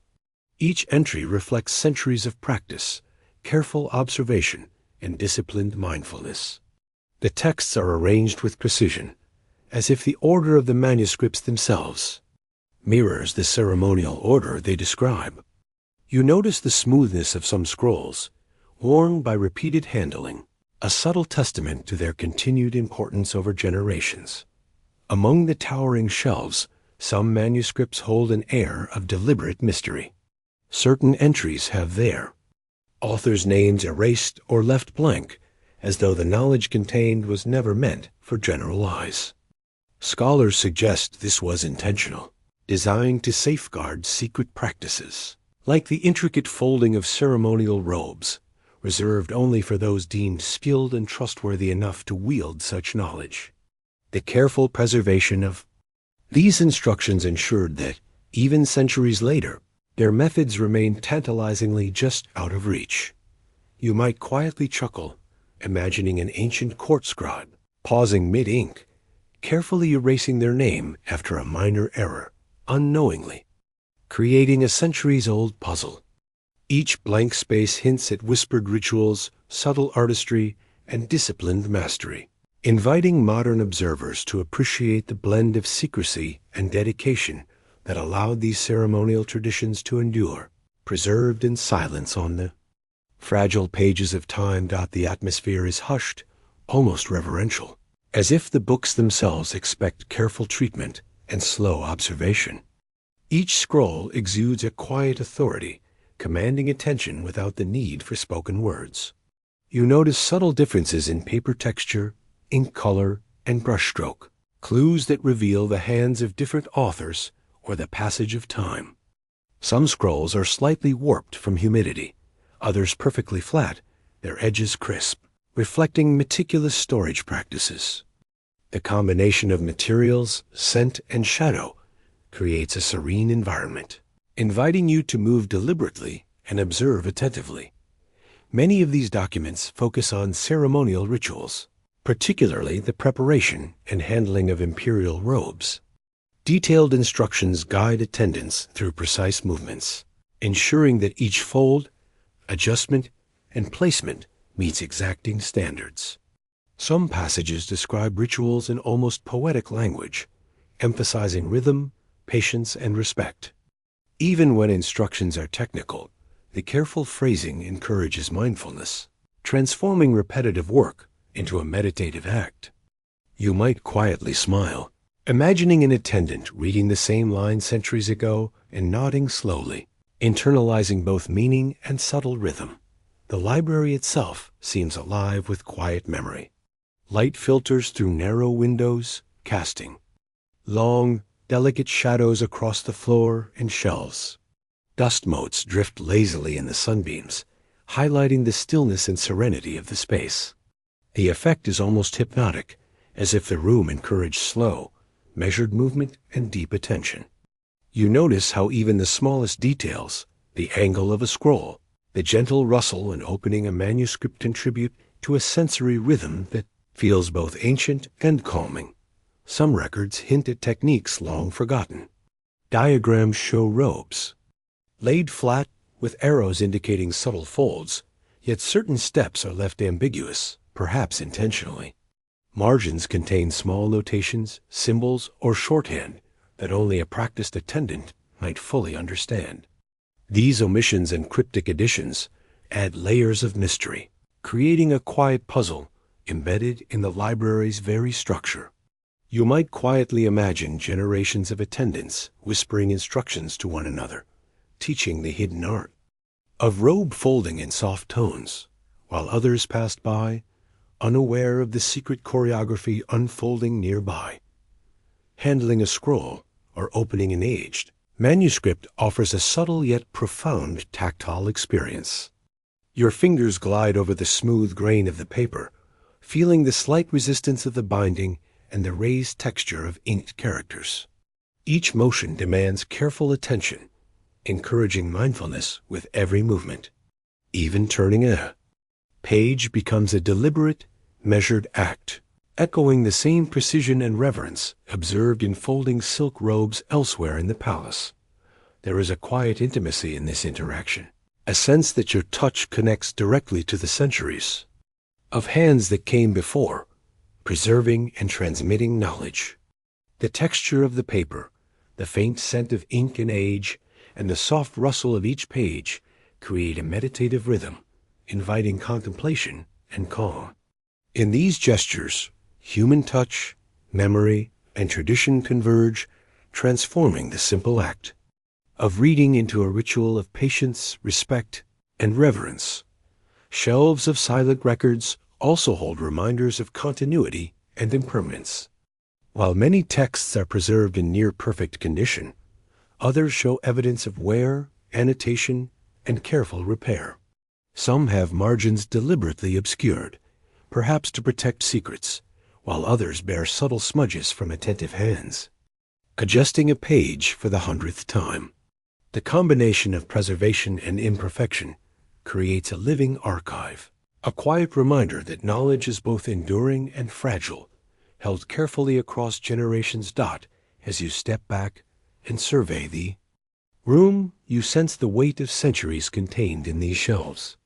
The knowledge of ritual, attire, and ceremonial precision is preserved silently, waiting for careful attention to awaken it. Every erased name, every cryptic annotation, and every folded page carries the memory of hands that moved deliberately, minds that observed patiently, and eyes that recorded with care. You might quietly smile, realizing that the library itself is a ritual, a space where observation, patience, and mindfulness converge, offering a subtle, profound calm that lingers long after you leave. The palace is quiet now, and night settles like a soft blanket over stone walls and courtyards. Lanterns cast a gentle glow, their flames flickering, barely moving the shadows across corridors lined with polished wood. The air carries a faint trace of incense and the lingering warmth of earlier tea, subtle reminders of the day's rituals. You notice the soft, almost imperceptible rustle of silk, like whispers brushing against each other in the hushed night. You might quietly smile, imagining a modern roommate stumbling into such quiet and thinking they had entered a dream. Many ceremonies and rituals were performed during the late hours in the Ming court. Historical records describe attendants and even the emperor himself moving through dimly lit halls, performing carefully choreographed tasks. Nighttime was considered a period of reflection, preparation, and subtle magic. The palace, though vast and imposing, felt intimate under the soft glow of lanterns and the occasional moonbeam filtering through latticed windows. You notice the play of light on silk robes, highlighting embroidery in gentle, shifting patterns. The scene seems almost suspended, as if the night itself slows time for careful observation. Some records suggest that the emperor occasionally folded his own ceremonial robes, a private ritual conducted without any attendants present. This act was both intimate and meditative, a quiet practice performed in complete silence. The gentle rustle of silk, the careful alignment of folds, and the slow, deliberate adjustments were the only sounds in the still night. You might quietly smile, imagining the emperor handling heavy, jewel-encrusted robes by himself, weighing each motion with precision and care. Perhaps he imagined his method superior to any modern folding tutorial, finding satisfaction in the subtle mastery of fabric and form. In this solitary moment, ritual, mindfulness, and personal attention merged, creating a private reflection of discipline, elegance, and quiet devotion that remained hidden from the eyes of the court. Lantern light reflects off polished stone floors, creating pools of illumination that seem to guide movement. Shadows stretch and bend across walls, mingling with the occasional flicker of a flame. The silence is deep, punctuated only by the softest sounds: a step on stone, the delicate brush of silk against fabric, or the faint whisper of a distant door opening.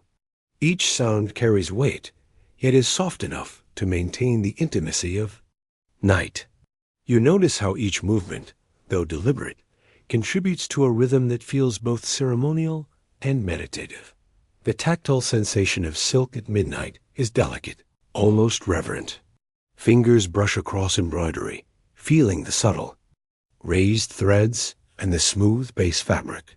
Even under lantern light, patterns appear different from their daytime form shadows, and angles transform dragons, phoenixes, and clouds into living motifs that shift subtly as folds adjust. You might quietly think that the night itself conspires, with the fabric helping motifs hide and reveal themselves, a secret conversation between time, light, and thread. Some manuscripts hint that nighttime folding served purposes beyond practical preparation. Performing the ritual in the quiet of the night allowed the emperor and attendants to focus deeply, uninterrupted by the bustle of daytime ceremonies. Each fold became an act of mindfulness, a meditation in motion. You notice the care taken with each crease ensuring symmetry and alignment. The gestures are slow, methodical, and deliberate, echoing across empty halls like the soft hum of a distant wind. You might quietly smile, imagining the robes whispering secrets only the night could hear. Even the placement of lanterns seems intentional. Their light falls on key areas, tables where robes rest, corridors leading to chambers and open spaces, where ceremonial items are arranged. The flickering glow accentuates folds and textures, emphasizing both the beauty and complexity of the garments. Shadows stretch and contract in time with movement, creating a rhythm that mirrors the careful, breathing and mindful attention of attendants. The quiet interplay of light and shadow transforms each fold into a living gesture, a silent meditation performed on silk. Outside, moonlight filters through latticed windows, blending softly with the warm glow of lanterns. The interplay of light and shadow blurs edges, casting robes, floors, and walls in muted, gentle tones. The space feels suspended between night and day, between ritual and rest, silence and quiet movement. You notice subtle details, a thread catching the faint light, the soft creak of floorboards beneath careful steps, the gentle flow of air through open corridors. In this stillness, each sensation is heightened, drawing attention to the delicate interplay of light, texture, and motion. The atmosphere encourages calm, slow observation, inviting you to linger and absorb the serene, contemplative mood of the chamber. Some nights were reserved for special rituals, when only a few attendants remained awake. Their movements are soft, synchronized with the quiet rustle of fabric, creating a soundscape of whispers, folds, and careful adjustments. The robes seem alive under their hands, moving with purpose and elegance. Even heavy ceremonial garments yield gracefully to patient touch, revealing intricate patterns, hidden folds, and subtle texture. You might quietly imagine a hidden audience of shadows observing. Unable to interfere with the sacred rhythm of motion, the emperor's private folding rituals, performed without witness, leave a lingering sense of mystery. No surviving record fully describes the technique, only references to careful alignment, slow motion, and quiet reflection. The combination of secrecy, silence, and deliberate practice adds a layer of intimacy and intrigue. You notice the soft echoes across empty halls, the gentle glow of lanterns, and the rustle of silk, all combining to create a sensory meditation that transcends ordinary perception. As midnight deepens, the palace feels entirely hushed. Every step, every fold, every flicker of light becomes a whisper in the quiet. The soft motion of silk, the faint scent of incense, and the gentle warmth of lanterns create an almost hypnotic atmosphere. You might quietly smile, imagining that even centuries later, the echoes of these midnight rituals persist, folded into the very air, waiting for a patient observer to notice. The palace, the robes, and the night seem united in a single, slow, reverent breath. You enter a quiet chamber, and the soft aroma of incense greets you before your eyes adjust to the dim lantern light. Wisps of fragrant smoke curl lazily through the air, forming delicate spirals that rise and dissolve as if performing a slow, silent dance. The scent is warm, earthy, and faintly sweet, weaving through the subtle rustle of silk robes laid carefully across tables.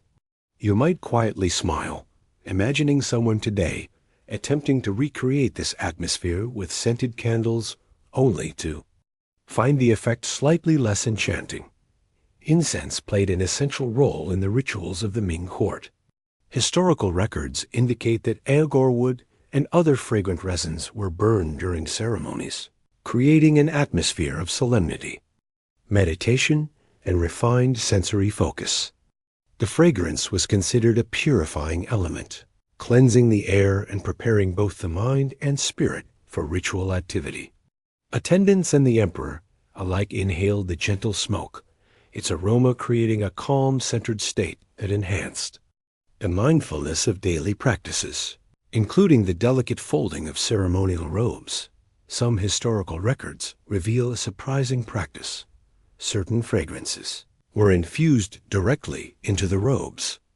Delicate powders or scented oils were lightly applied so that each fold carried a faint, lingering aroma.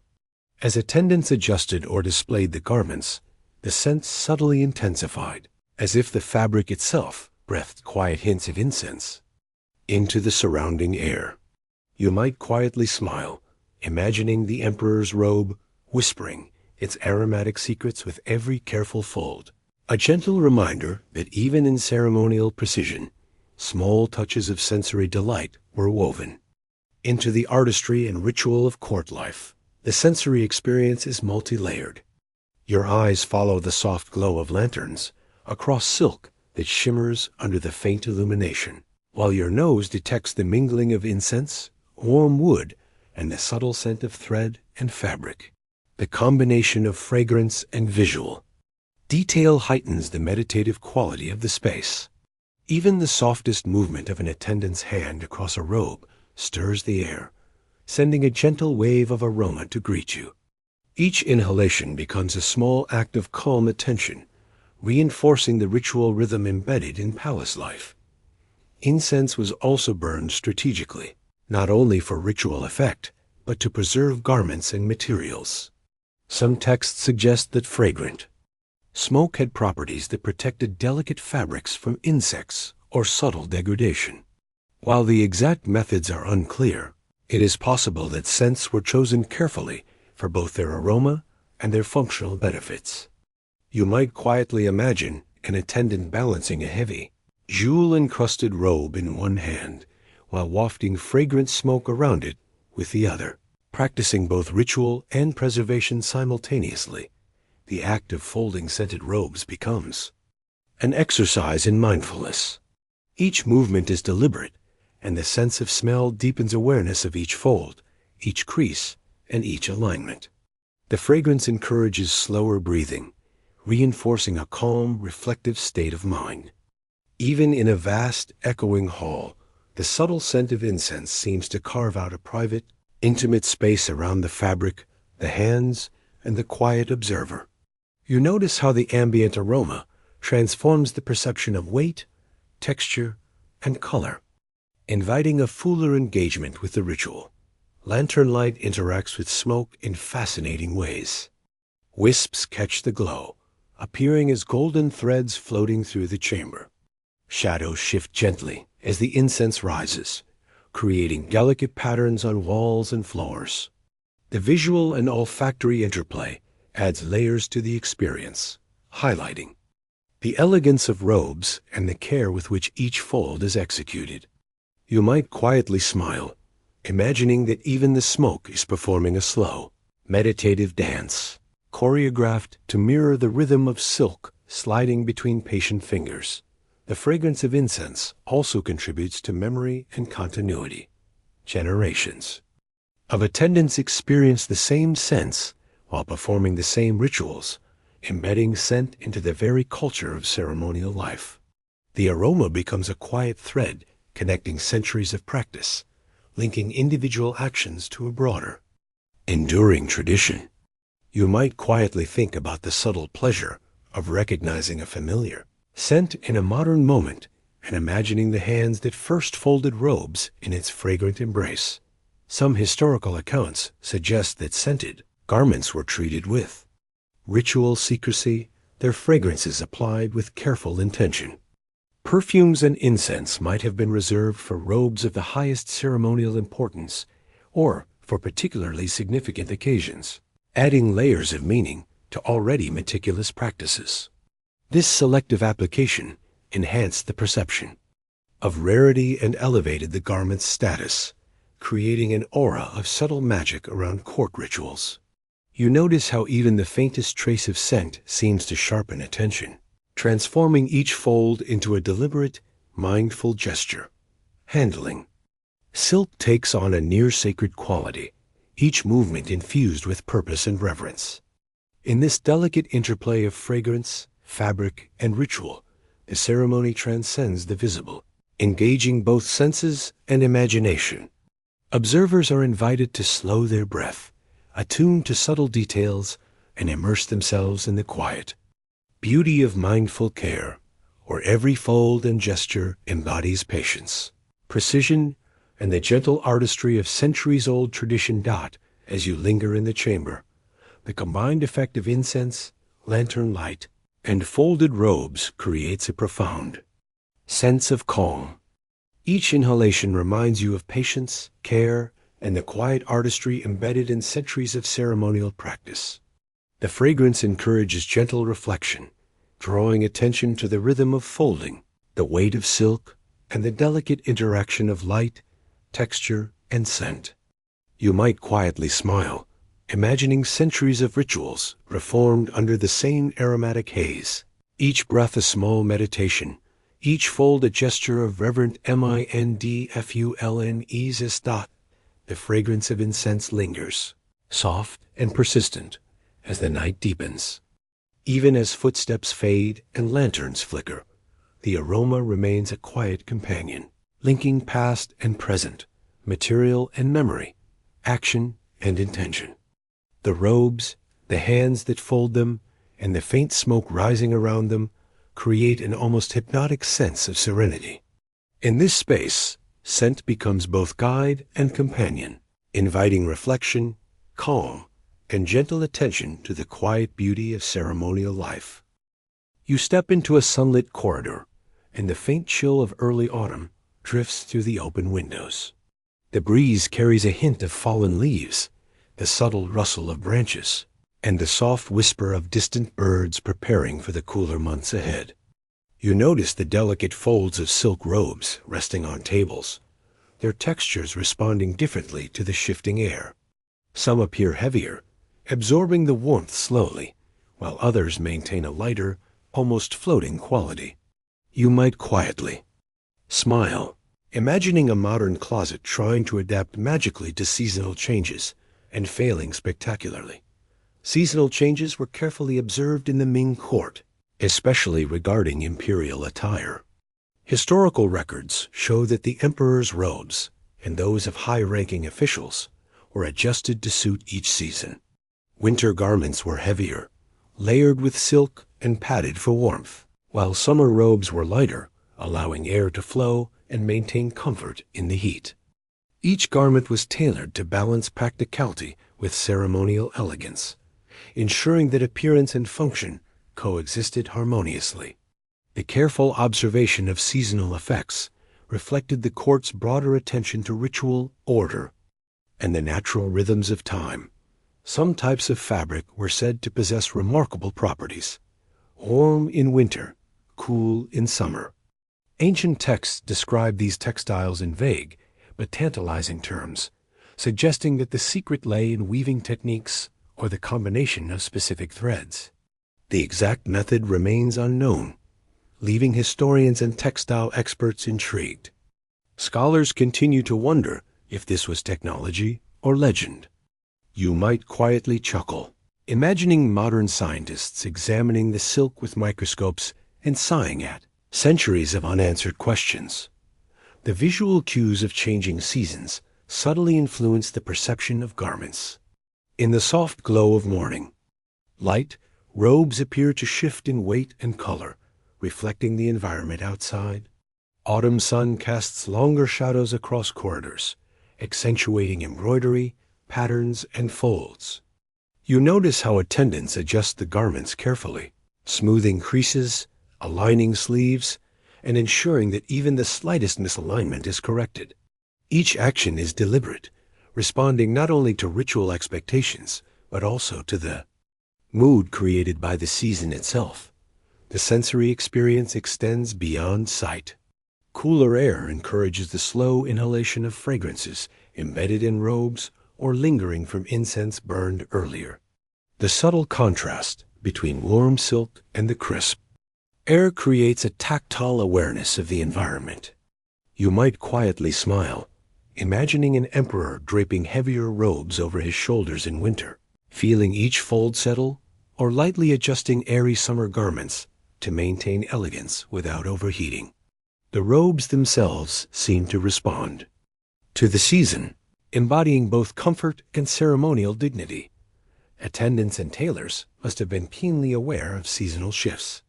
Historical records indicate that wardrobes were rotated carefully, with specific robes designated for particular months or festivals. Fabric treatment, storage methods, and folding techniques were all adapted to account for temperature, humidity, and even the changing angle of sunlight. You notice the attention to detail, the patient hands smoothing silk, folding layers precisely, and arranging garments to respond to the subtle needs of each season. You might quietly imagine the quiet satisfaction of mastering these nuances. Like a musician tuning a delicate instrument, the shifting light of each season transforms the perception of silk in space. Summer sunlight floods the corridors, casting bright highlights on embroidery and making threads shimmer vividly, while winter light softens, diffusing warmth across surfaces and revealing subtle patterns and textures previously unnoticed. Even the coolest shadows seem alive with gentle movement, responding to the angle of the sun. You might quietly smile at the idea that silk itself participates in the seasonal dance, its folds and sheens subtly changing with temperature, humidity, and light, a patient, quiet companion in the palace's enduring rhythm, reflecting the passage of time with delicate grace. The shifting light of each season transforms the perception of silk and space. Summer sunlight floods the corridors, casting bright highlights on embroidery and making threads shimmer vividly, while winter light softens, diffusing warmth across surfaces and revealing subtle patterns and textures previously unnoticed. Even the coolest shadows seem alive with gentle movement, responding to the angle of the sun. You might quietly smile at the idea that silk itself participates in the seasonal dance, its folds and sheens subtly changing with temperature, humidity, and light, a patient, quiet companion in the palace's enduring rhythm, reflecting the passage of time with delicate grace. Some texts hint at specialized techniques for folding and storing robes according to seasonal needs. Patterns in storage, careful alignment of folds, and subtle variations in handling were likely designed to preserve both fabric quality and ceremonial precision. The interplay between environmental awareness and ritual action creates a layered sense of mindfulness, where every gesture is informed by both practicality and aesthetic sensitivity.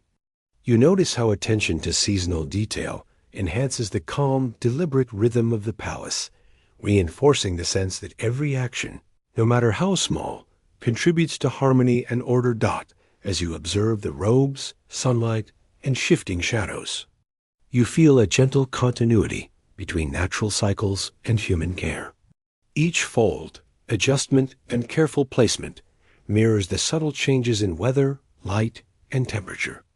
Even centuries later, the garments seem to whisper stories of seasons past, of patient hands and meticulous attention, of rituals aligned with both nature and ceremony. You might quietly smile, imagining that the rustle of silk on cool mornings or warm afternoons carries faint echoes of the past, a gentle meditation in motion. The whispers of the seasons drift softly through the palace, linking silk, hands, light, and air. Each fold of the robes embodies both practical adaptation and ceremonial care, creating a quiet rhythm that mirrors the natural world. Watching these garments, you are drawn into a reflective state, noticing the subtle harmony in every crease, pattern, and seasonal adjustment.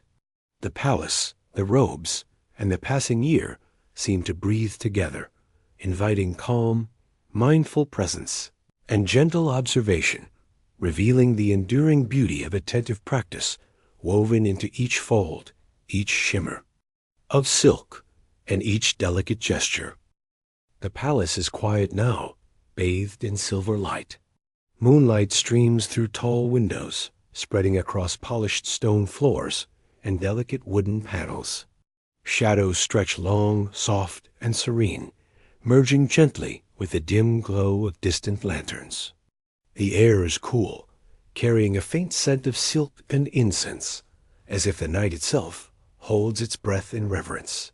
You might quietly smile, imagining modern visitors tiptoeing through these halls, expecting the same dramatic shadows, only to find a calm so profound it almost hums.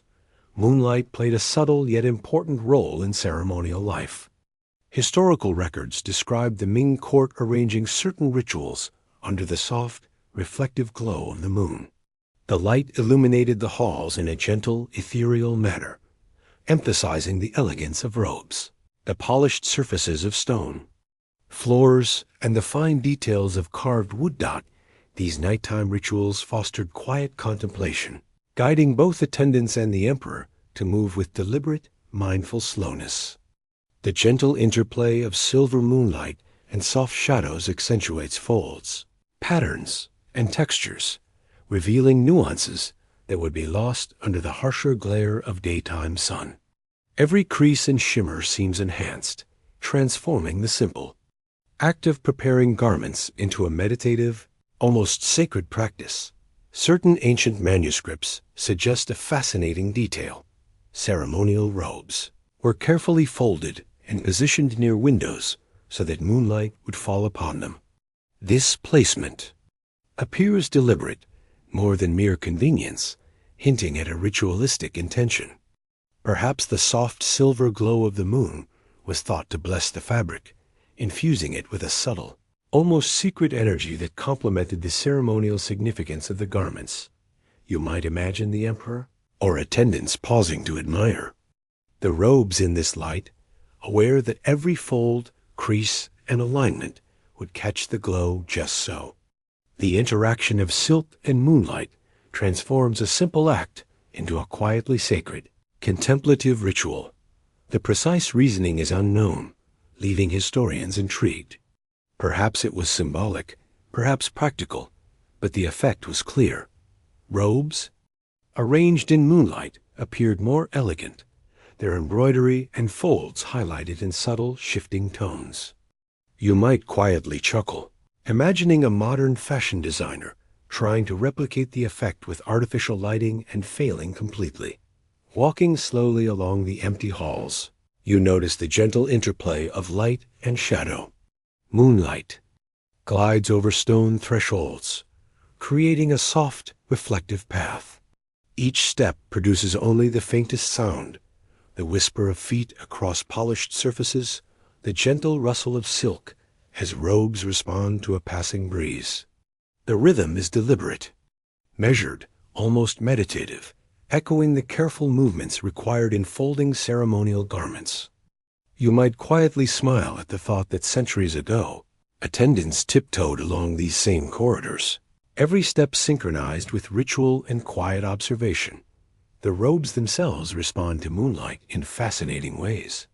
Embroidered dragons, phoenixes, and clouds appear to move subtly with the shifting light, revealing hidden details and delicate threads. The silk glows softly, reflecting silver tones that enhance the impression of depth and texture. Even the heaviest robes, lined with gold or studded with precious stones, seem to float under the ethereal glow. You notice how each fold, carefully executed, interacts with light, creating a subtle dance of highlights and shadows that is both ceremonial and quietly mesmerizing. Attendants working at night moved with exceptional care, their hands smoothed, folded, and aligned garments with precision, guided by both training and the soft illumination of the moon.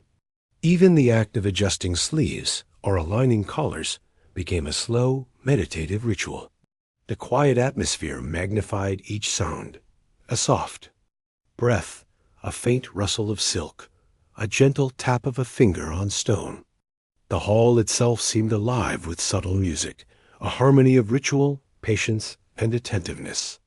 You might quietly imagine that the robes themselves seemed to respond, settling perfectly as if aware of the moonlight's blessing. Moonlight also emphasized rhythm and continuity. Shadows stretched across long corridors, moving imperceptibly as the moon climbed higher. Light revealed the care taken in folding each garment, highlighting precision in placement and symmetry. Even the smallest misalignment could become obvious. Under silver light, encouraging slow, deliberate correction. You notice how the combination of stillness, light, and careful attention transforms ordinary tasks into subtle meditation, creating harmony in both space and mind. Some historical texts suggest that the placement of robes near windows was considered a secret ritual, passed quietly from one generation of attendants to the next.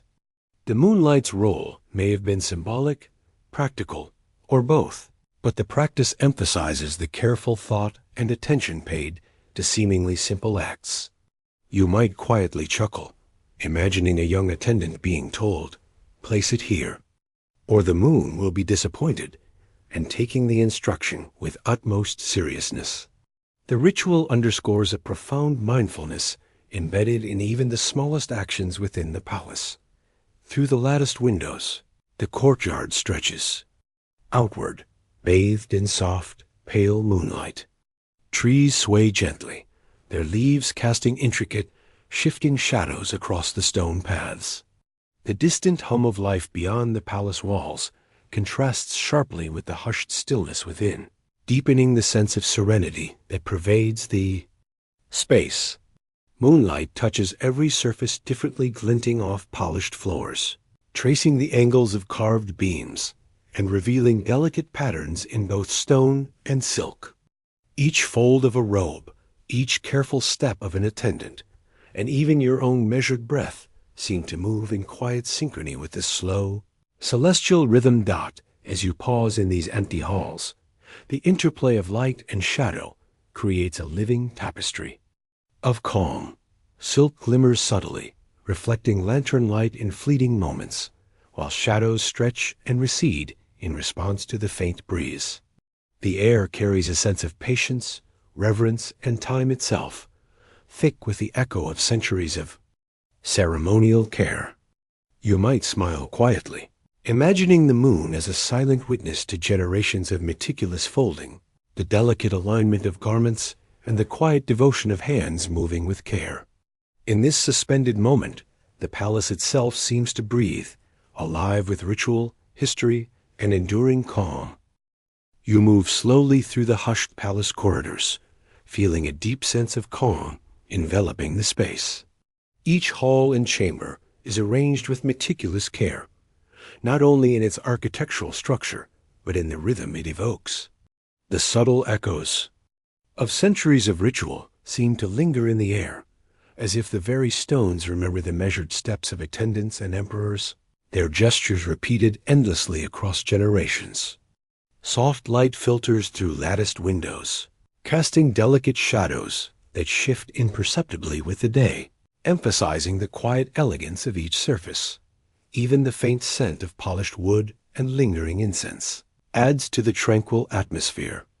You might quietly smile, imagining that any modern visitor, rushing or distracted, would be gently coaxed into slower, more deliberate breathing, aligning naturally with the serene cadence the palace seems to insist upon. Every step becomes a quiet meditation, a shared rhythm with the history embedded in the walls. The Ming Dynasty maintained strict ceremonial routines across generations. Historical records indicate that rituals, attire, and daily practices were preserved with extraordinary consistency. Even as emperors changed, certain procedures endured: the lighting of incense, the arrangement of ceremonial robes, and the precise folding of garments. This steady rhythm created a sense of continuity, embedding order into the life of the court. You notice how each folded robe, each polished floor, and each aligned ornament seems to carry this gentle insistence on consistency. Despite this continuity, some rituals were occasionally abandoned or modified. Certain emperors streamlined ceremonies, leaving out steps deemed less essential, while still preserving the careful folding of robes. The act of folding became almost sacred, a quiet anchor in a changing world. Even when other practices were simplified or discarded, the ritual of silk folding endured, a reminder that subtle gestures can hold profound significance. You might quietly chuckle, imagining an emperor insisting, "Skip the rest, but don't touch the folds."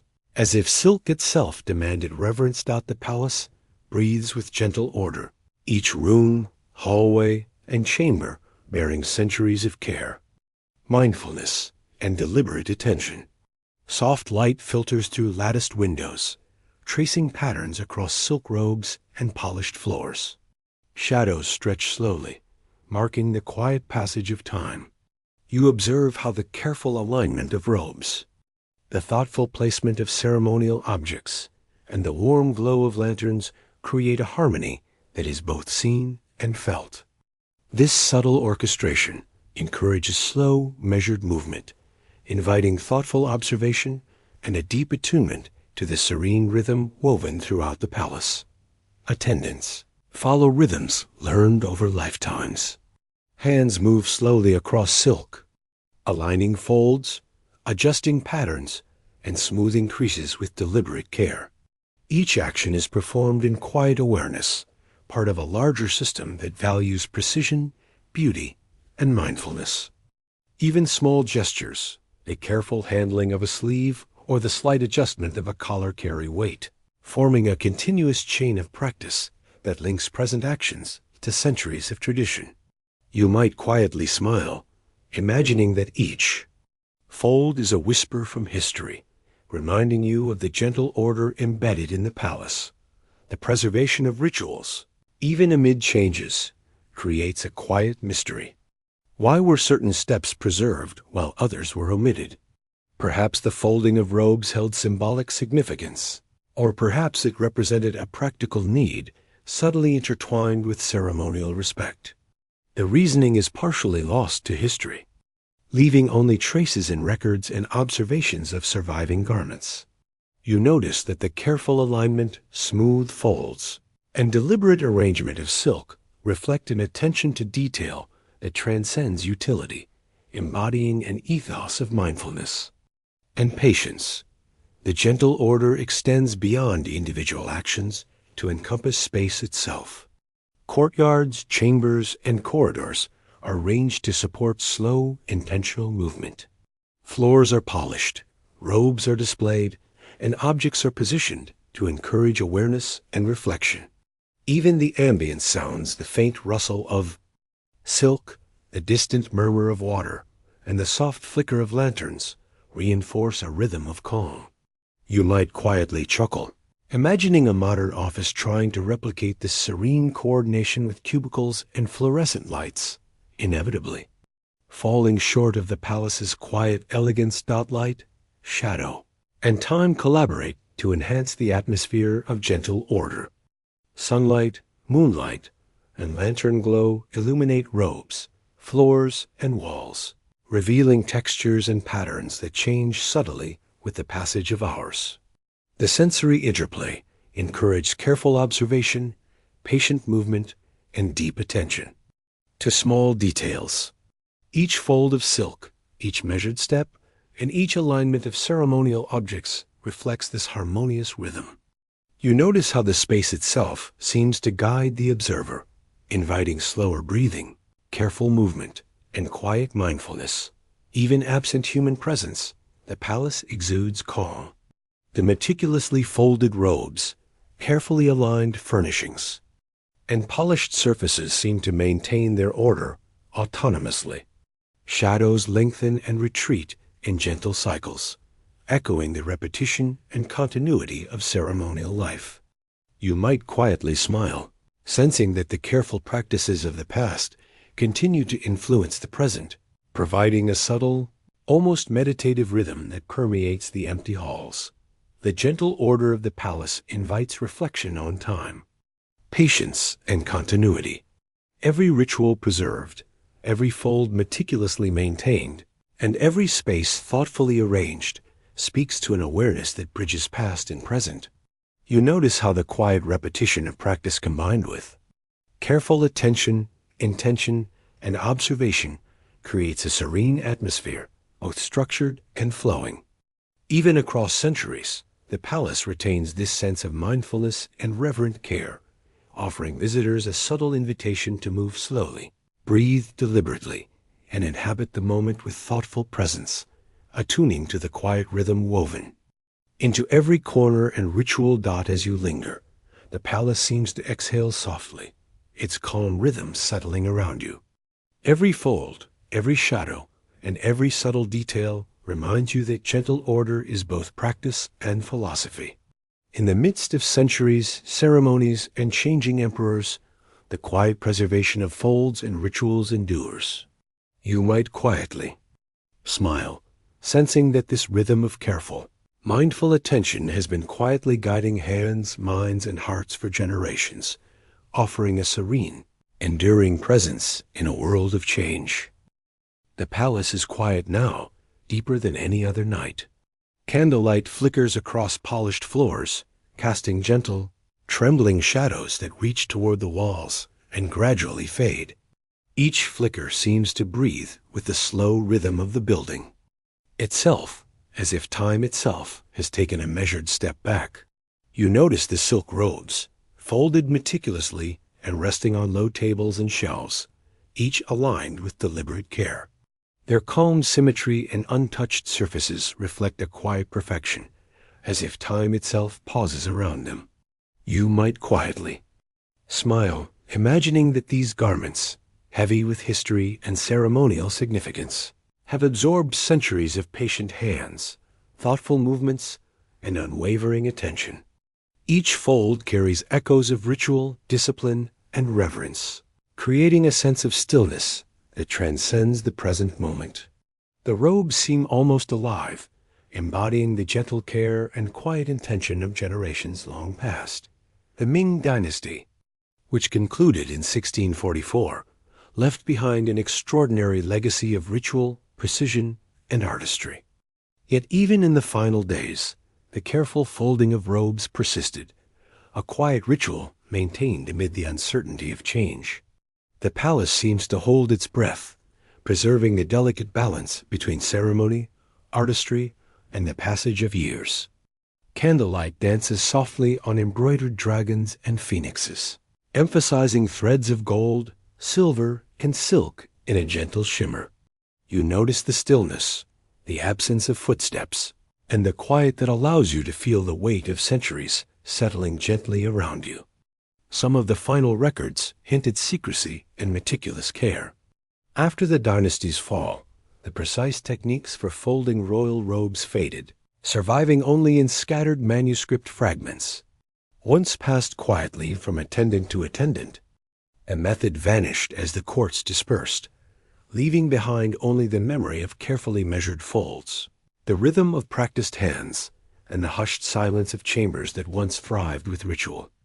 You might quietly chuckle, imagining future historians puzzling over these traces, wondering how such exacting artistry and disciplined precision could slip almost entirely into whispers, ink, and fading paper, leaving only an echo of its former presence. You move quietly through the hushed corridors, taking in the rows of robes arranged in their final, perfect order. The fading glow of extinguished candles casts gentle shadows across the polished stone and wooden surfaces, making the silk shimmer softly. Every fold and alignment seems almost alive in its meticulous precision, a silent echo of centuries of careful attention and mindful practice. As the night deepens and the air grows cooler, the robes remain undisturbed, their serene order a quiet testament to patience, devotion, and discipline. In this stillness, the legacy of ritual and care lingers, inviting contemplation and reverent appreciation of the art preserved through time. Outside, moonlight filters through latticed windows, adding silvered highlights to the flickering candlelight. The interplay of shadow and illumination casts robes in a serene, almost mystical glow. You notice the rhythm of the palace in the stillness, the faint echo of doors long closed, the subtle sway of a distant curtain, the gentle settling of silk over smooth surfaces. Every detail reminds you that time here flows differently slow, deliberate, and measured, almost breathing alongside the palace itself. Even after the dynasty's fall, surviving fragments hint that attendants retained memory of the folds, the precise alignment, and the ritual gestures, even as the broader ceremonial life faded. Each crease in the silk tells a quiet story, hands moving with reverence, light guiding each placement, and ritual transforming into meditation. You might quietly smile, imagining the echoes of those practiced hands lingering in the very air, gliding over fabric, imparting lessons of patience, order, and care through their silent, enduring example. The memory of meticulous devotion persists, a whisper of centuries-old discipline woven into every fold. The candles burn lower now, their flames diminishing, softening into pools of glow that gradually fade into darkness. The palace exhales gently, leaving shadows and moonlight to cradle the robes in quiet elegance. The folded garments, arranged with meticulous attention, seem to pulse faintly with memory, each one a preserved heartbeat of ceremony, continuity, and devotion. The silence is profound, punctuated only by the slow rhythm of your breath and the faint settling of the night. And now, as you settle into this quiet reflection, the palace and its treasures invite you to release the day. Let your thoughts drift slowly, like the flicker of candlelight across polished floors, like silk folding gently beneath careful hands. Each breath is slower, deeper, softer. The gentle warmth of silk, the soft glow of the final candle, and the serene rhythm of centuries merge into a quiet lullaby for the mind, inviting rest and reflection. You might quietly smile, picturing yourself drifting among the folded robes, weightless and embraced by the stillness of time. Each fold, each shadow, each faint shimmer of fabric carries echoes of careful hands and centuries of ritual, washing over you with a soothing pulse of history. In this calm, the palace itself seems to breathe gently, guiding you toward quiet, restful surrender, a moment suspended in timeless serenity. Let the palace, the robes, and the whispered echoes of ritual carry you further into stillness. Every fold becomes a soft guide for your mind, every shadow a companion in quiet reflection. The candlelight has faded, but its memory lingers in your imagination, a warm trace that soothes and eases tension. Feel the air around you softening, the moonlight fading into gentle darkness, and let your body release into the slow rhythm of night. The palace exhales, the silk sighs softly, and the quiet of centuries invites your own calm, a gentle surrender to rest. Now, drift with the folds, follow the slow, measured breath of history, and let your mind float in quiet serenity. There is no rush, no task, only the gentle pulse of order, light, and shadow. Let each thought slip past like a soft breeze through latticed windows, each memory folding gently into the silence. Rest comes easily here, among echoes of silk and fading candlelight. You are safe, calm, and carried in the stillness of centuries. Good night, sleep well, and see you again.